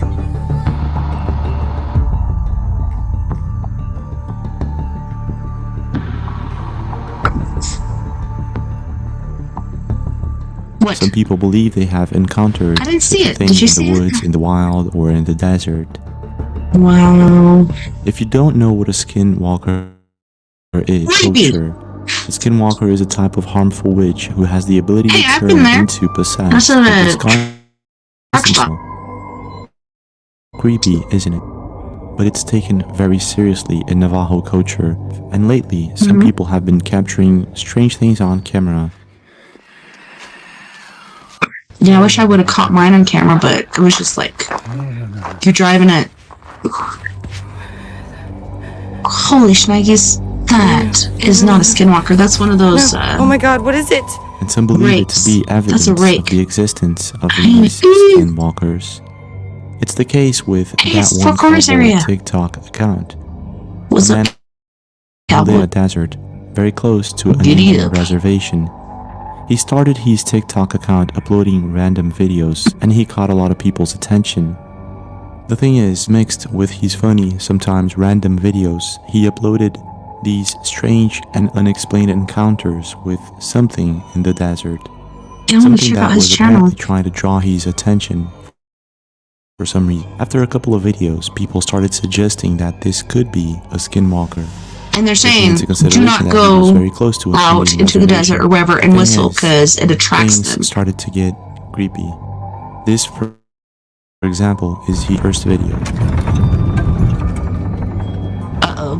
What is this? What's gonna happen? What are you doing, cowboy? Don't get out. Don't do it.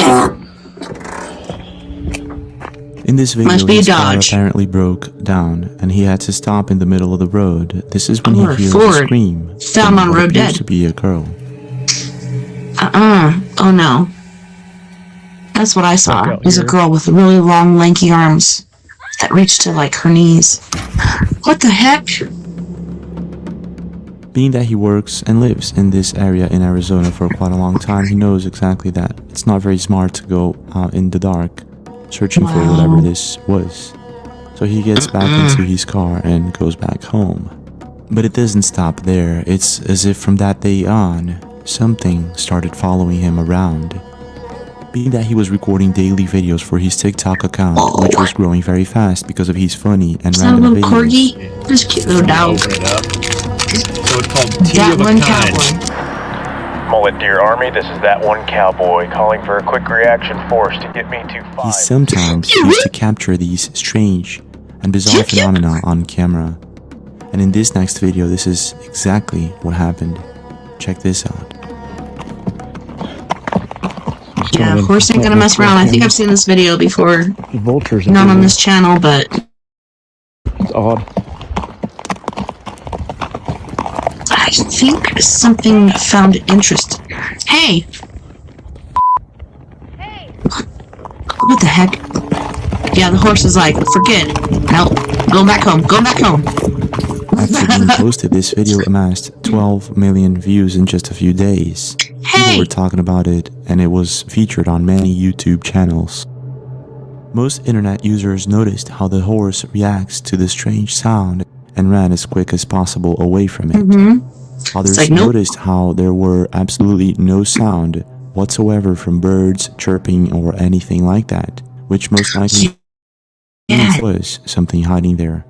Now, if this is a skinwalker or any other thing, it's very hard to say.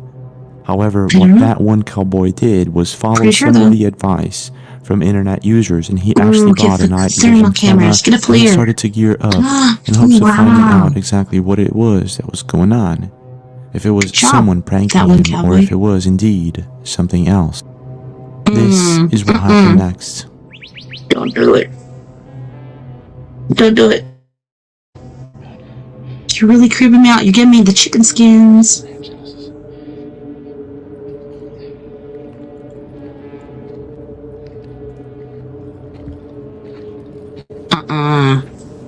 No way, dude.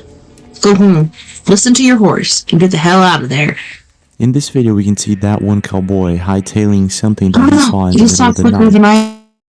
an eyeball. That? And he stopped to chase it, which is not very intelligent for someone to do alone at night Yeah. in the middle of nowhere. Don't do that.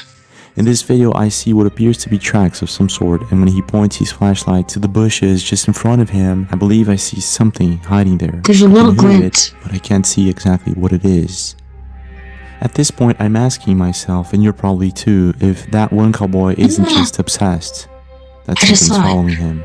There could have been a shadow, though. Something is, where things just keep amping up, and it gets creepier and creepier by the moment. What the heck? Looked almost like a coyote. And right across here. Don't do it. It's her again. That sounded like woman, kind of like a goat. Or a goat.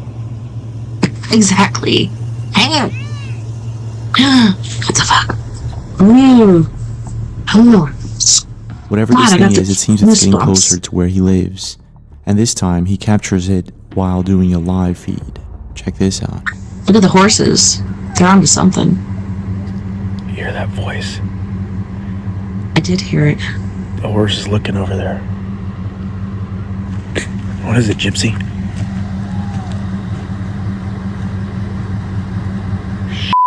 See, they are freaking out. They're hearing it. They hear it. They know it's there. Points to the fact that there's something there, be it a coyote or something else. If I was a horse, I'd kick that thing in the head. And in a very brave, not so intelligent move, that one cowboy goes into the night alone with a night vision camera to start recording things around his farm. This is what happened. Yeah, this has got to be in like southwest Colorado or northwest New Mexico or Arizona or something. Like, where are you?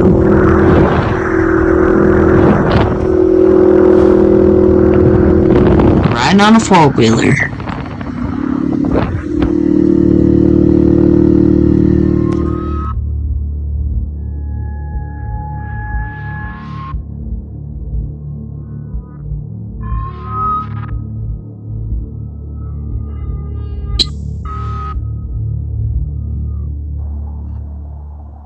I'm scared. That one cowboy needs to get the heck out of there. Oh, I see it. It's all hunched over. What's happening?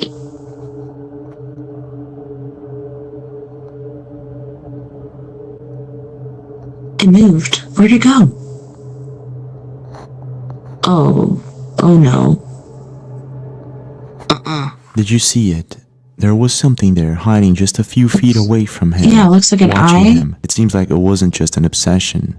That one cowboy had a feeling that he might just be... Yeah, you see the eye and then it disappears. When he was driving back home at night, this time without a night vision camera, he seemed to see it and managed to capture it on camera for the first time. Check this out.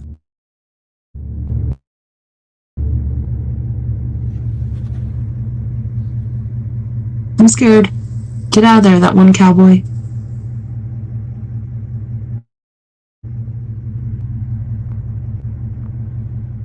Whatever this thing is, it doesn't look like a coyote. It looks like something that's following him around and is able to mimic different kinds of noises. I don't think this is Skinwalker Ranch, but... From what I understand, it could just be I was in between...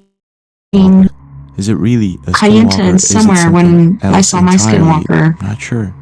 I get this so creepy feeling about it. What's your take? But yeah, horses are very intelligent and very into like their owners and spiritually aware and everything. People even use it for like spiritual healing. Aragon Facebook page. What the heck is that? In this video, we can see a strange phenomenon that originates from what appears to be the sea, but this isn't I think they call that the sea. This is actually the second biggest lake in the world, Lake Cociboca, located in Puerto Morito in Nicaragua. Maria A. Aragon was next to this lake when this strange phenomenon started occurring, and she wasn't the only one. Everybody got their cameras and started recording this. So weird. Like, look how it's like splotched. This is what she caught on camera. That's unreal. The bird's getting out of there.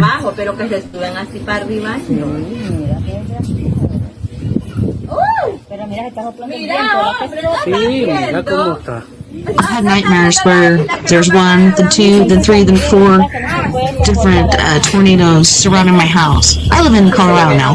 Grew up in Arkansas, in Miami, Florida, and Locals at this town were baffled. North Carolina, They were South trying to figure Carolina, out if this was Washington some sort State, of water but spout or maybe now there's something tornadoes else. in Colorado. It's so The fact crazy. is, they had That never is seen insane. anything like this before, and they continued on recording this mysterious phenomenon. That is crazy.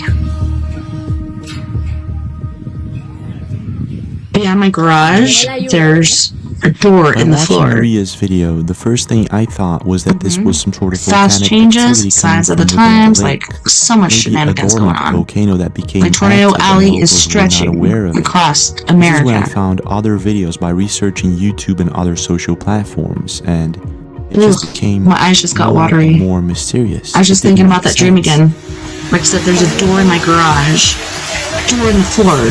And in my dream, like, I took my kids, ran to the door in the floor, went down there. There was like loose wires and stuff, so I wrapped the wires around me. I just, like, in each arm, and it was like sucking me out and pulling me. All those tornadoes, like, After went many around posts and on then turned YouTube, into Facebook, one and other was social trying to suck us platforms, out. people all And over my the daughter world said these it was a videos, dream. and no one knew exactly And that's my what was eldest. going on. Not even locals who had I think never she's seen almost such a 25 now. She'll be phenomenon. 25 in November. And by looking at some Oh my of God, these kids videos, get- it's not a water spout, just grow and so it's fast. not volcanic activity. So, what's going on here? The thing is, the best theory was that this was keto or an insect cloud. No. I'm not too sure about it. It don't does think look so. strange, and it does look like it's originating from within the lake. Yeah, that Just is so you not know, a in the past mosquito few or years, tornado there has cloud. been comment on Look at all camera those- what they believe to be a mosquito, Yes. and all of them, it's actually a mosquito Like or an insect grasshoppers? cloud caused by flooding or rains that left a lot of water for the mosquitoes to lay their eggs in stagnant Yuck. water. But this is not the case. This is a lake, and the water is not still or stagnant. So, what's going on here? I don't think this is it. I don't know. So, what's your take? What do you think happened in Puerto Rico, San Juan, that particular day? Oh, I don't know. Creepy for If there's sure. one mind-blowing phenomena that people are talking about all over social media, that would be unexplained videos or glitches. Now, some researchers do debate if we are living inside of some sort of simulation. Indeed, it can't be proven yet. Could be a Matrix. Either I don't the know. fact that we are or we aren't. The thing is, some of the videos that we're about to watch are very difficult to explain, so some people What do you find think, it Shirley? easier Are to we in just coin Matrix? it Like, as a glitch I've or seen a shit like glitch this. in the I've seen, Matrix. like when I was in The Phoenix, thing is, Arizona, at some visiting point in family, your life, a something plane very that was similar flying or something just like this stopped happened to you. in the air. It usually happens Didn't to move anymore. everyone. Like, it could be because you're driving 99% and you're going of the same times, speed, but there I don't is think an so. explanation. However, sometimes, And as we and went this is across the exactly what we're place, about to watch. just suspended in air. So freaking weird. Yeah, me too.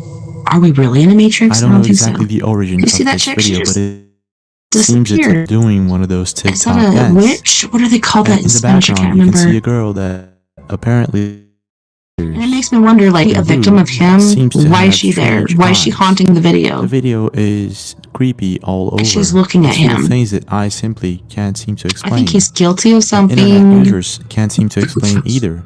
So, what's your take? What do you think is going That on one here? chick's Is looking this at him a like, glitch in the Matrix, or what's wrong with is you, it Busted? something else? Ugh. In this next video, a girl seems to find herself in a bit of a strange situation. Oh, Daddy, 777. This is what happens.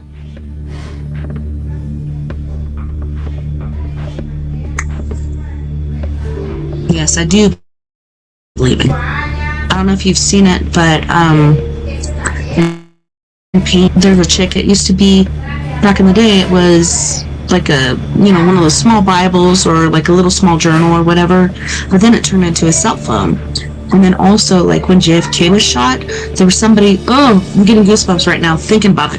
There was She somebody cuts on the a grassy lemon knoll, in half, like filming and with she a cell cuts phone. it once Freaking more weird. on each side. We can actually see it divided into half. And then it Then she uncuts picks up itself. the lemon and So finds it weird. strange. It's not cut. What the heck is going on here? She then cuts it She's once like, "What the again, heck?" and we can see the lemon isn't. She's What repeatedly just cutting the happened same here? lemon. Strange, isn't it? And she caught it all is. on camera thanks to a CCTV recording. In this case, I can't find an explanation to what is going I on. don't know here. if you know, What's but your his take? nephew in the bid for running for president. All I know is I don't want Trump. I don't want Alzheimer's Biden going. Like, we need somebody else. And I just worry, like, if Robbie F. Kennedy does get into office, you know how the government is, and the FBI or whoever else it was. Like, they're not going to let that happen. Like, it might happen for a bit, but something's going to happen. They don't want Camelot for us in America. They want us to be enslaved. Yeah, I fear for him too. And then I also wonder, like, what's up with his voice that it sounds like that? But yeah, I fear for him. If he does make it into office, which I hope somebody besides Biden or Trump gets in there, we need somebody else. But if Robert does, I'm very afraid for him. I just feel like something's going to happen. Things started out as a normal exploration, and they were inside one of the tunnels. Did you know a lot of cities, like, there's so much stuff underground, like tunnels? We even have them here about 18 miles away in Durango. They have tunnels, and a lot of them are sealed off from different. A lot of shady shit happens down there. Oh my, the torch is just gone out. That's charge. I charge it before it come out. That's weird. That's crazy. I actually have a lot of family in into Arkansas. No, it's I think this is the one where there's like investigation throughout the tunnels, like a rake or something. All of like a sudden, they notice a presence just in front of them. They turn off the flashlights and observe what appears to be a person crossing the hallway just in front of them, from one side to the other. We can see this when they turn off the lights. It appears as if there's someone there. And that's why I see the light on the wall there. See the light on the wall over there? That's weird. I'm looking. See the light there? Yeah. Last time I was in there, I saw a shadow go past it. I was doing it now. Watch. Holy shnikes. And where's the light coming from? Yeah, there used to be a place called Lady Falkenberg's. And in that town, like, they had, I will say grapes, because I'm not allowed to say the real word, and sacrifices and stuff like that. Now don't know exactly how to proceed, but they're brave enough. I have a group called Four Corners Paranormal Investigations, and I was going around handing out flyers right before my mentor died, and it's so crazy. Like, the day I got this phone call from my friend Glow, I was right next to this park that's in, like, central Durango. Oh, shoot. I just had the name. But anywho, like, I just handed out my last flyer, and then she texted me and said, I gotta talk to you. So I went across to that street, and there was a fucking huge murder of crows. Like, one of the many tunnels of they're all this old squawking and flying around, and then as we met, they landed. It was just so weird. A shadow figure. It is a clear catch, and no doubt, in my opinion, what you're saying about the monk figure wasn't supposed reminds to be me of right before my mom died. What is your take? Is this really a shadow person? Not only did she know when she was going to die and how, she planned her own funeral and everything, but they actually came to this area. First they went to Denver for like some sort of conference, and then they came back down here to the Four Corners area, stayed in a room in Pagosa. I know that's where that picture of my mom was, and then they went to Mesa Verde, and she went into one of those for our eyes. Kivas underground, and she said when she went down there, there were these spirits that were medicine men that were doing some sort of ceremony, and she interrupted it, and they just like stopped and looked at her. And Dad said like he was above ground, she went underground, and when she came back up, she was white as a sheet. And then after that, she was just like white knuckle gripping the steering wheel. She wouldn't let my dad drive, and she just kept saying like, "Don't let me die, don't let me die, like let me make it home." And then, what the fuck was that? Crazy. They're so smart. Even magpies, like the black and white birds with the blue on their feathers, those are really smart too. And there's crows and there's ravens. What the hell? That's like a portal. But yeah, she If we go to social media, before we'll she got find back hundreds home, of videos of people who were staring sent the at the letters to sky. my grandpa, and I and by remember she chance came to pick us captured up some at her sort of grandparents' strange house. or I think my older unexplained siblings went phenomenon. with their dad, and me and my little However, brother what's stayed with her really rare grandparents. is when these strange And I remember we phenomena were just occur or originate from within the ocean.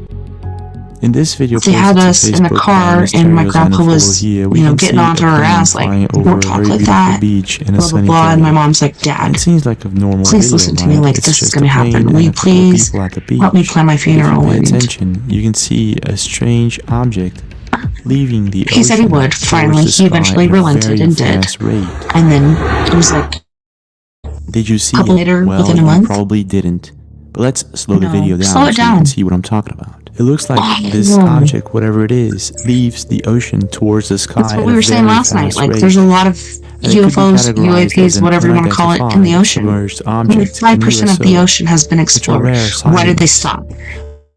And why are they now reaching base? People who accidentally caught something like That this. is insane. What's your take? I We think could go she in had on dreams here, and stuff, why are but these going back to the objects cloak coming figure thing. from within So our not only oceans? did I see a ghost, my sister saw a ghost too. Like, she was our protector. I think maybe she was an old family member or something, but that would be she told my sister to close and lock the Located in window. And my sister's like, who are you?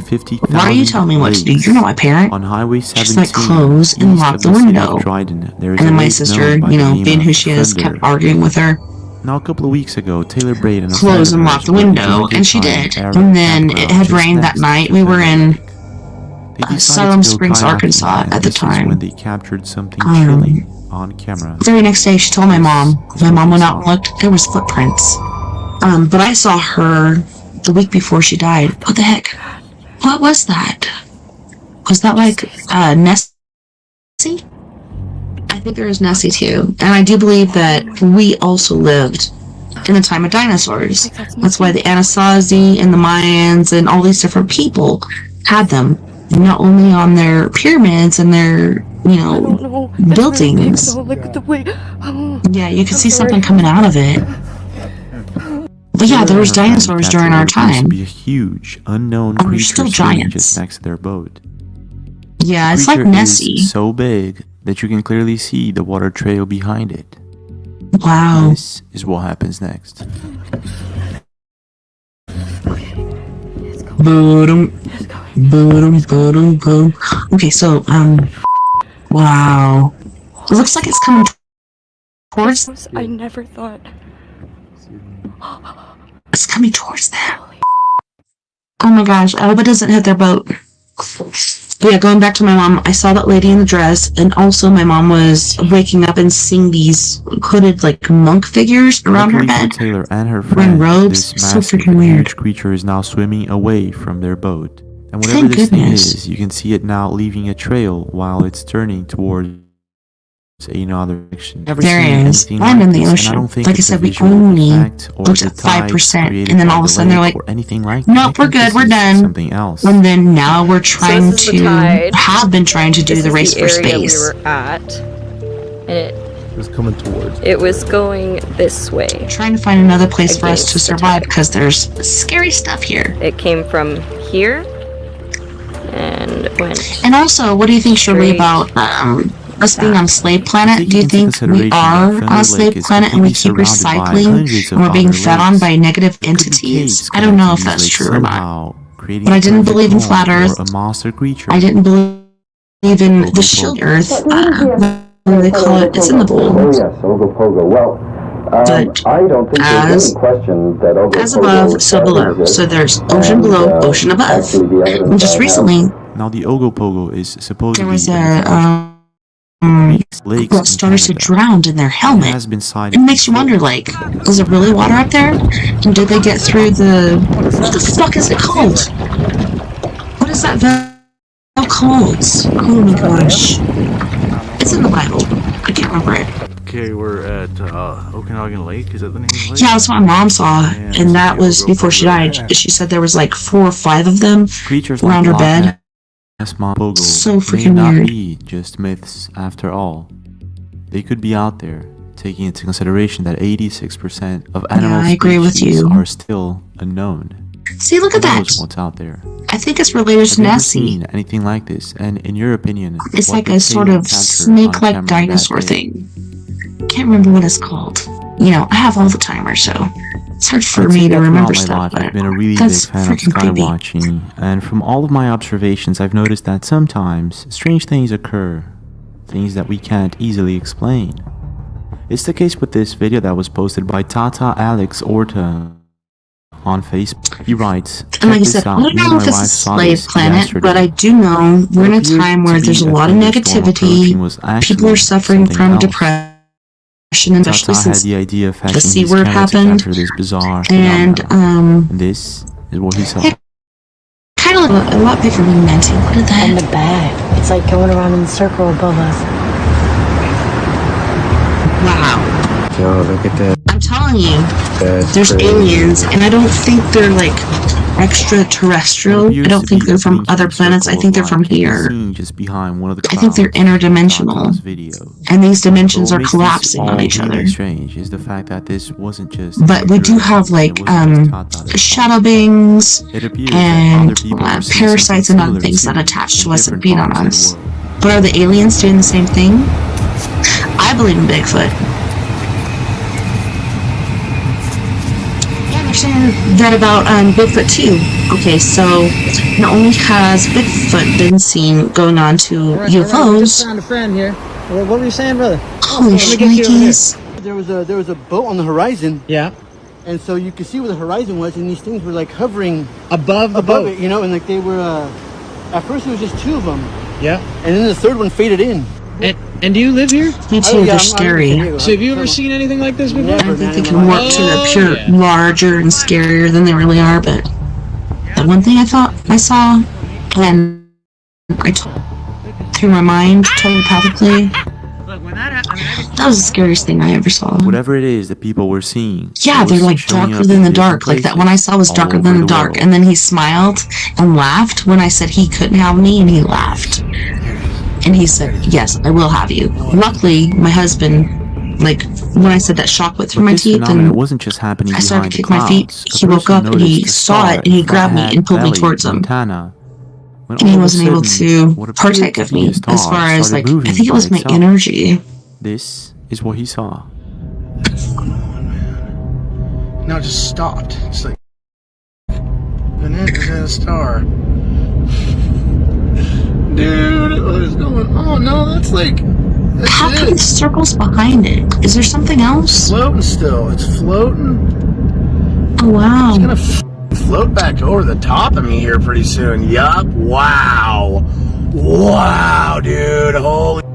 I'm right next to a UFO, dude. That's like a little bright light in the sky, dude. Like, oh, wow, dude. Holy. Try not to interrupt these guys, but I had one in my hallway, and I think it appeared because not only am I gifted, but my children are gifted, and my husband to a certain extent, but it's kind of like a beacon, and they're like, hey, there's people that live here that can see and hear us. And this thing arrived, like, you know, we have a guy, Whatever John, this mysterious phenomenon who died is, here. I couldn't find much information after researching the internet. All I know is that these lights, they appear to be coming from behind the clouds. I'm sorry. But yeah, you could see his shadow, like, you can see a crack on top of the door and underneath the door, and you can see him, like, that's how tall he made himself appear. But he was just, like, really angry, and or is it maybe something it seemed like he was venting his frustrations and punching the walls. But, you know, luckily, eventually... This is I have more videos. Don't forget to check him out. So like I said, go to That Is Impossible. Please subscribe. This guy does a really awesome job. For you to check out under the comments and under our description. If you want to send me emails with strange stories or videos, please do. thatimpossiblechannel@gmail.com. Don't forget. Yeah, I'm gonna have to email my UFO videos to him too. So I'm gonna go back over here to my Google Drive. But I guess before we do that, yeah. Okay, so talking about the tall man. So not only was that guy in my hallway, and he was pissed off, like he kept punching the hallways and like making a lot of noise, and you could see him. Like the door was closed, but you could see his shadow on the top and the bottom going back and forth, and you could just hear him punching the whole walls. Like he was just really, really pissed off. But guess what? So I never knew about Tall Man until it was the same year I was talking about last night when I got tinnitus, when I went to Arkansas, so me and my sister could drive down to New Orleans. We met Caden and Alyssa Mask and the couple from Abducted. Oh my gosh. Like I said, my Alzheimer's is like, I don't know, ever since I had COVID, it's really, really bad. Shad and Alta Dillon. If you haven't read their book, it's called Abducted, and yeah, it was walking back and forth, but Abducted in the French Quarter, and it's a really, really good book. But let me say goodbye to everybody over here on Spreaker really quick. Let me turn down my chin. Let's go. Let's get it go. Thank you so much for joining me this evening on We Are Paradox Media Late Night in the Rockies. Tonight we had story time and a creepy video. If you are part of Spreaker and you want to partake in the UFO videos that I'm about to share with you, please go over to We Are Paradox Media on YouTube. Don't forget to subscribe, like, and leave a comment. But yeah, we're about to go into my very own UFO videos. I want to thank all of our friends from We Are Paradox Media's Facebook, KPNL Radio, eTalk Radio, Twitter, Spreaker, iTunes, iHeartRadio, wherever else you're listening beyond the Omniverse. I had a wonderful time. And I want to say I can't wait to do it again next weekend, but I'm going to be in Denver. So I'm not sure do the show next week. Hopefully my friend Dave Cruz can come in and, play some shows for you. I could be able to because the show wouldn't. We have VIP tickets, so yeah. Hopefully Dave Cruz can help us out, and you guys won't be left without something to listen to. But yes, don't forget, we are all in this together. Together we can make the world a little better, and together, my friends, we are Paradox Media, because without you, there is no us. Until next time, nighty night to all my peeps out there. You guys take care of each other and take care of yourselves. And just know, I'm here for you. If you ever need to talk, just let me know. Night night, live light. Have a wonderful evening.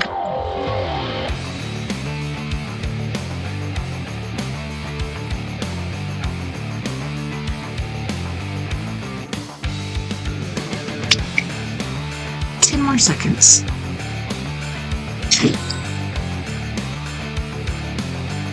Bam, bam, bam. Yeah, the whole Facebook stuff with Chris last night was so weird because they tried to get me on a musical thing, and the only thing I played was my intro music at that point. But anyways, I'm so glad you found me, Shirley. And I'm about to share with you my very own personal UFO videos. So like I said, I don't have to go anywhere to see UFOs. Very first was like a flaming orb looking thing, but it looked like it had a protective shield, or the other way to explain it, it looked like it was in a globe. It had a glass sheen around it, and it looked like liquid fire flowing through it. Well, the very first time I saw this was in 2012, and it was during motorcycle rally time. So that would be April, May, June, July, August. So the end of August, beginning of September, around Labor Day. And I was pregnant. I had my kids there, and it was time for the kids to go away and the adult things to start happening.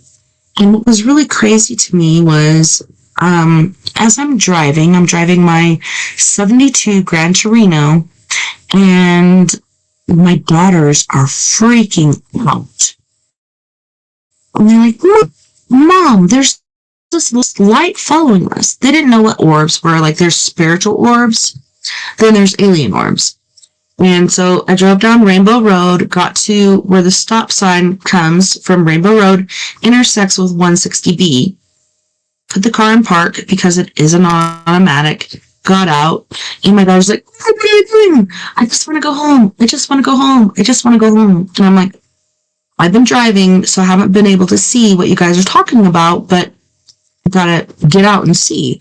And this thing would just stop. It followed us the whole way, and it stopped when we stopped. And I got out and looked in the sky, and like I said, it was this orb, and to me it appeared this big, but it was about 30 to 50 feet in the sky. Lauren Finn, she said, use the rule of fists. Like, how big was it in the sky compared to your fist? Well, fist size. So, it could have been pretty big. And then let's fast forward months later. I gave birth to my son.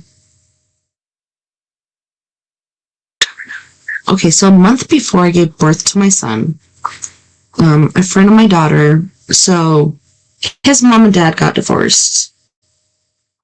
His mom moved from Vicito, which is a part of Bayfield. It's just up the road, and it's right next to a lake, but it's considered Bayfield. But it's called Vicito. Well, they had a house up there. She moved from there, took her sons, and moved to Colorado Springs. Well, Dylan Redwine, and you can look him up, he discovered some really nasty stuff on his dad's computer. And I ain't talking about porn, I'm talking about skeet. Skeet. If you know about that, that means, people that partake in their own feces. It's like really disgusting. He saw that. He called his brother over. He's like, brother, look at this. And they were with their dad at the time. I think they were in Denver, and they were going to like a Rockies game or something like that. And, yeah, I have never been to Sturgis. This was in Ignacio. Ignacio is a reservation town. And we're about, I would say, 10 minutes from there. I'm not sure how far the mileage is. About 10 miles. 10 miles, 10 minutes. But yeah, it was Ignacio. It was during the rally when we saw this. Okay, so like I said, fast forward. I'm sitting there and I'm breastfeeding my son. And at the time, the house was set up differently. Like, now we have like windows. So there's windows, and then there's little bitty windows on the bottom. Back then, it used to be a sliding glass door. And when this thing occurred, or back at that time when we had the sliding glass door, the handle was missing, so you could stick your fingers through there and open it. There was a little lock thing on the top, so you could pull it to unlock it and push it to lock it. There's another story about a ghost that harassed my kids and tried to get through, and she was putting her fingers through that hole. But anyways, I'm breastfeeding my son. I'm looking out. So in my backyard, there's like some really big blue spruces. Then there's nothing. Like, there's a fence line, and then there's this horse pasture. And this is in December. This is about a month after Dylan went missing. And you should have seen it, like, snow covered, clear sky, full moon. And I don't know if you know, like, back when I was a kid, I really loved snow because the way that the sun refracted off of it. Well, this night, like, the moon was full, and it's shining down on this field. And I'm just, like, looking at it as I'm breastfeeding my son and thinking about Dylan, and just thinking, like, wherever he is, if he is still alive, I hope he's okay. I hope he's safe and warm, because it's really, really cold out there. And Mark Redwine was known to take his kids and hide them out in certain places. And so I was thinking maybe he did that again, but in fact he didn't. He actually murdered his own son, which is really sad. Poor Dylan, he was such a sweet boy. But yeah, he was a friend of my daughter's, and I'm just sitting there thinking about him and thinking about my kids and my son as I'm feeding him, and wishing I could go out and help, but here I am with this newborn baby. Like, how am I supposed to help? I don't know. All of a sudden, as I'm looking out at this field, so there's our yard, then there's an easement that goes to nowhere.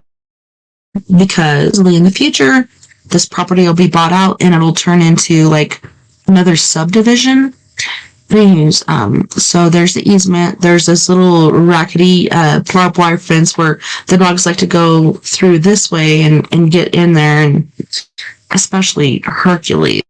He's a pit bull mastiff. He likes to go out there and eat the horse doo-doos. It's really gross. Anyways, we see this light, and it's coming along the fence line, slowly but surely, getting closer and closer and closer. So, pop the son off the nip, lay him down, run over to the door. I opened my phone. Like, at the moment, I had like a BlackBerry phone that my husband had handed down to me, so I didn't have that old Nokia freaking old school phone.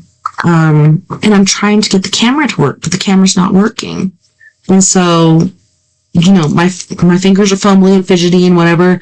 I'm also like a well-hung lesbian, is what I like to say, because my fingers to me are fat. Like, when I try to press a certain letter or number or whatever, that presses the one next to it. Anywho's, I call my family over. I'm like, Nova, Kinsey, Fern, like, get over here. Like, you gotta see this. And they all line up. We're all lined up at the sliding glass door, and it's just coming at the slow walking pace down the fence line. Same thing we saw driving from the motorcycle rally in Ignacio, showed up months later, just going past our fence line. They saw it. Me and my two girls, we saw the same thing. We saw, you know, this ball, and it was actually like bigger now. It's about like 3 to 4 feet circumference. Same thing with the shield around it. I describe it as glass because that's how it seemed, but I know it's not. But there was a shield around it, and it was flowing like liquid hot magma, red and orange and yellow. It looked like fire, but in a fluid motion. Then, at some point, I decide, open the door, and I'm going to step out there. One step out, realized, I don't know what this thing's intentions are. Like, Kat, my mentor that had died, and I was talking about the murder of crows earlier, and her dying started as colorectal cancer to her liver, then her lungs, then her brain. So sad. But yeah, she was talking about she wished she could encounter a green orb, because supposedly those green alien orbs are healing, but this one was red hot. And like I said, I opened the door, I stepped out, and at that point I'm like, I'm a mother, I have 3 children, I don't know what this thing's intentions are, so step back in the house, close the door, and watched it as it went past the house behind the ancient blue spruce trees and disappeared. Like, we couldn't see it anymore. Unless you go outside, you could, but... And I've also known people that have seen UFOs that have gotten cancer as well. Like, my, I want to say brother-in-law, but it's my husband's cousin's husband. So they live in Utah, and they've had different UFO sightings, and he kept Debbie inside, and he peeked out and looked up into this UFO. Guess what? He got cancer on his face in this area. What he poked out of the house to look up at got saturated with radiation, basically, is what I'm thinking. But anyways, working security, I talked to my kids about, you know, good night, hope you had a good day. How were your dreams last night? I hope you had good dreams, no bad dreams. And my son started telling me about this dream. He's like, Mom, last night I had this dream, and there was a UFO in the backyard. So this is like right over here. So where I'm at in my office, it's attached to the backyard. But over here, more blue spruces that were planted probably in the early 1900s. He said it appeared there. He said these aliens came and took me by the hand and took me onto this UFO. And Lily was taken too. And all of a sudden, this UFO starts rising before it even closes its door. And he said, I just knew I had to jump out. So I jumped out. And Lily jumped out after me. And I was running, and Lily tripped. So I had to go back for her. And Lily's like, I didn't trip, you tripped. At that point, when they started arguing back and forth, I realized this is not a dream. Like, this is a shared experience. Like, these motherfucking grays came and tried to take my kids.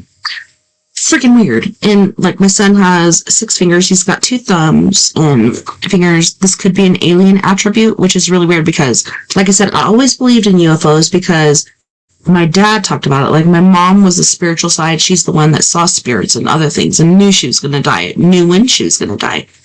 My dad, spirit until he was with her, but always talked about UFOs and believing in them and stuff like that.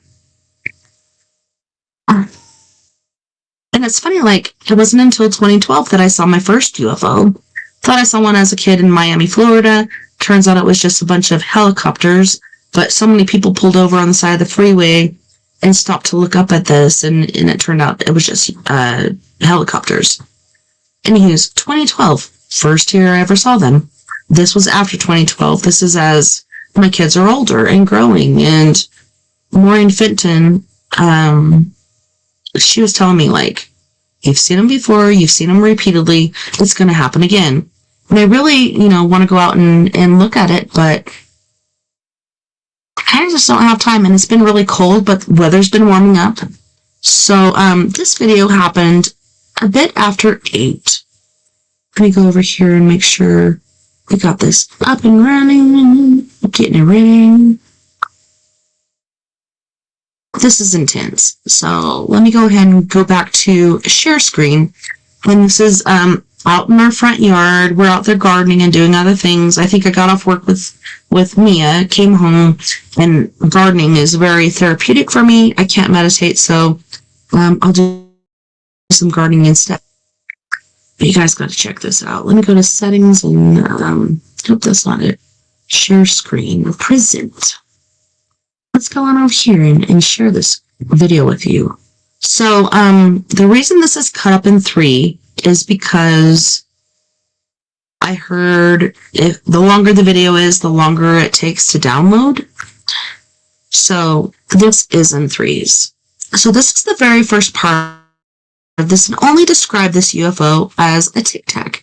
And only is there one, there's 2.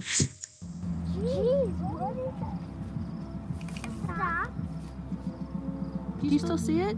Right, still see it? Mom! Where'd it go? It's over there. See it? Oh, yeah. Zoom in. Oh, sorry. I had to make it bigger. And these are my kids. Like, Zoom in, zoom in.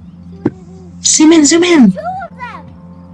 There is one there and one there. There's one there and one there. That is so cool. Mom, there's 2 of them. Where's the other You one? hear Lily clapping. She's so excited. Okay, see it? Look over there. That's the other one. Look. See? There. Yep, I'm getting it. Yeah, look at that. And I'll zoom in tight. Mom, you gotta zoom that in. I did, Sunny Jim. Oh no, that might be an airplane. Cause look. You gotta zoom that in. Close together. That does not look like an airplane. Well, that looks like it's headed towards the airport, but that one looks like it's just headed that way, so I don't know. They're both heading the same way. Yeah, they're both going the same direction. Well, the one And one is keen on the goods and this next part of the video. Oh my gosh, it's so weird. I'm thinking it's a drone, but it's not. This is a freaking UFO. And I think it's the color that it is because it's refracting, like, the color coming from the sun. Look at the clouds. Big cloud right there. Yeah, the reflection of the sun and stuff. So weird. Yeah, it blinked out because it knew the jet was coming. The jet's gonna come this next frame. And I'm listening to iHeartRadio at the moment. I don't have time to turn off because I'm turning my camera on. I'm actually getting footage. That's a jet, son. Okay. There it is. Okay. Yeah, I don't know where they went. That's heading down to the ground.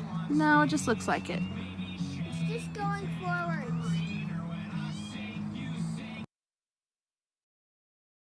Magpie is there. Let me go back. Going back. Kelly. Alright. So that was 1864. Let me scroll down here. And go to the next one, which is 1865 and then 1866.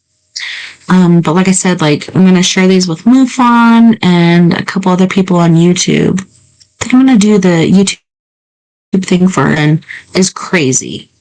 This is where the jet shows up. So let me pause it because I think I stopped sharing, or is it still there? Yeah, you can still see it. Good. Let me play quick. make it bigger. So yeah, I spliced it up because I figured it'll upload faster. That's the only reason I did that. I wish I would have just left it one video because it's really not that long, but let's go. Yep, that's not a plane. Look at it. Isn't that amazing? And you'll see the jet flying here in a minute.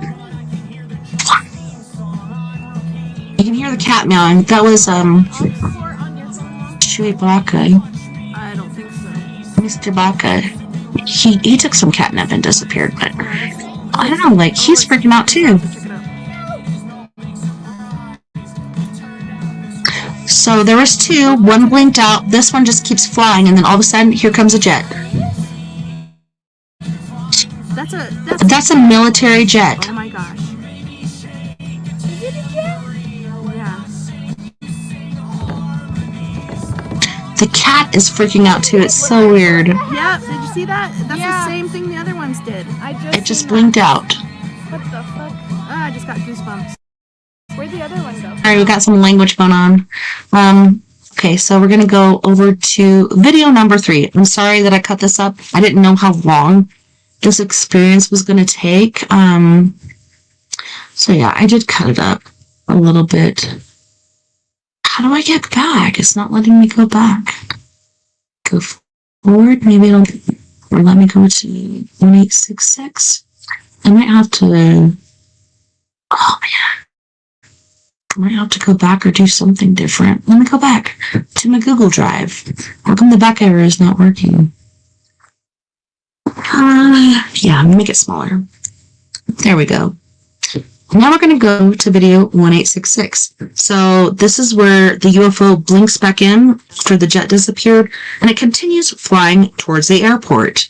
It's so freaking weird. I think they want to be seen. I think they want people to know they're here. It is the weirdest thing. Like if I was a UFO, I think I'd be shady and undercover, but they want us to know they're here for some apparent reason. And this is not the last UFO I saw. I saw a mothership with Mia. I also saw a mothership, I believe, a year before doing security at the La Plata County Fairgrounds, and it kept it was moving its lights and it was warping. It was the weirdest thing I ever fucking saw. I don't get it. It's a UFO. It is what it is. Let's continue on. Video number 3. There it goes. Blink back in. Not a plane. That's a freaking UFO. Isn't that crazy, Shirley? Like, what the hell? I'm freaking out like, ah, get a UFO! Oh, Mr. Baka. And then you're gonna see like some mosquitoes and shit. Because it's summertime and we live next to a field that has That's a jet. Oh my gosh. Is it a jet? Yeah. Yes, I'm so glad I was able to get my phone to work that time. I'm like, oh. The other ones did. I just seen that. That music is on Bluetooth. It's going through my bitty boomer, but I didn't have time to turn it off. So hopefully we don't get any sort of, music, something. Hopefully, because these are chopped up. And like I said, I was looking at 2 minutes or less, and that's how it worked, but that to me is intense. Anyways, thank you so much for hanging out with me tonight on Your Paradox Media's Late Night in the Rockies. Like I said, hopefully next week, because I'll be in Denver going to a concert. I think it's Bristol Maroney or something like that. I wish it was like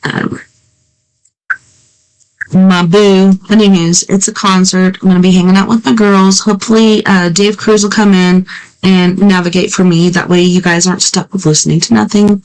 So I'll send him a couple shows. Hopefully he'll put that on our Spreaker.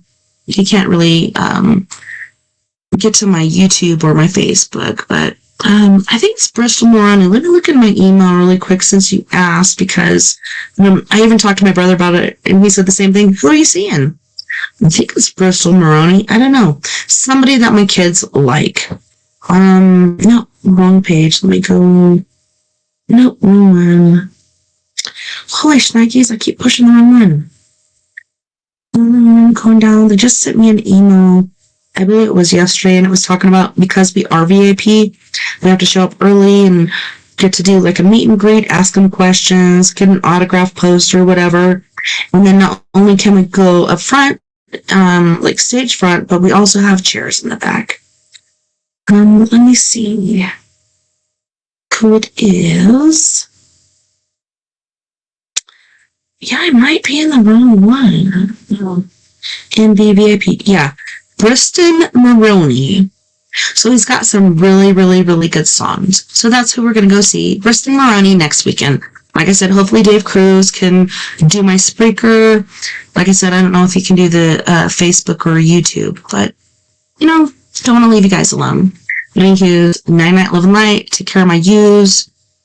Keep looking to the sky and take it easy. Don't work too hard this week. Nice hanging out with you, and I'll see you next time. Same crazy place. Night night, live light.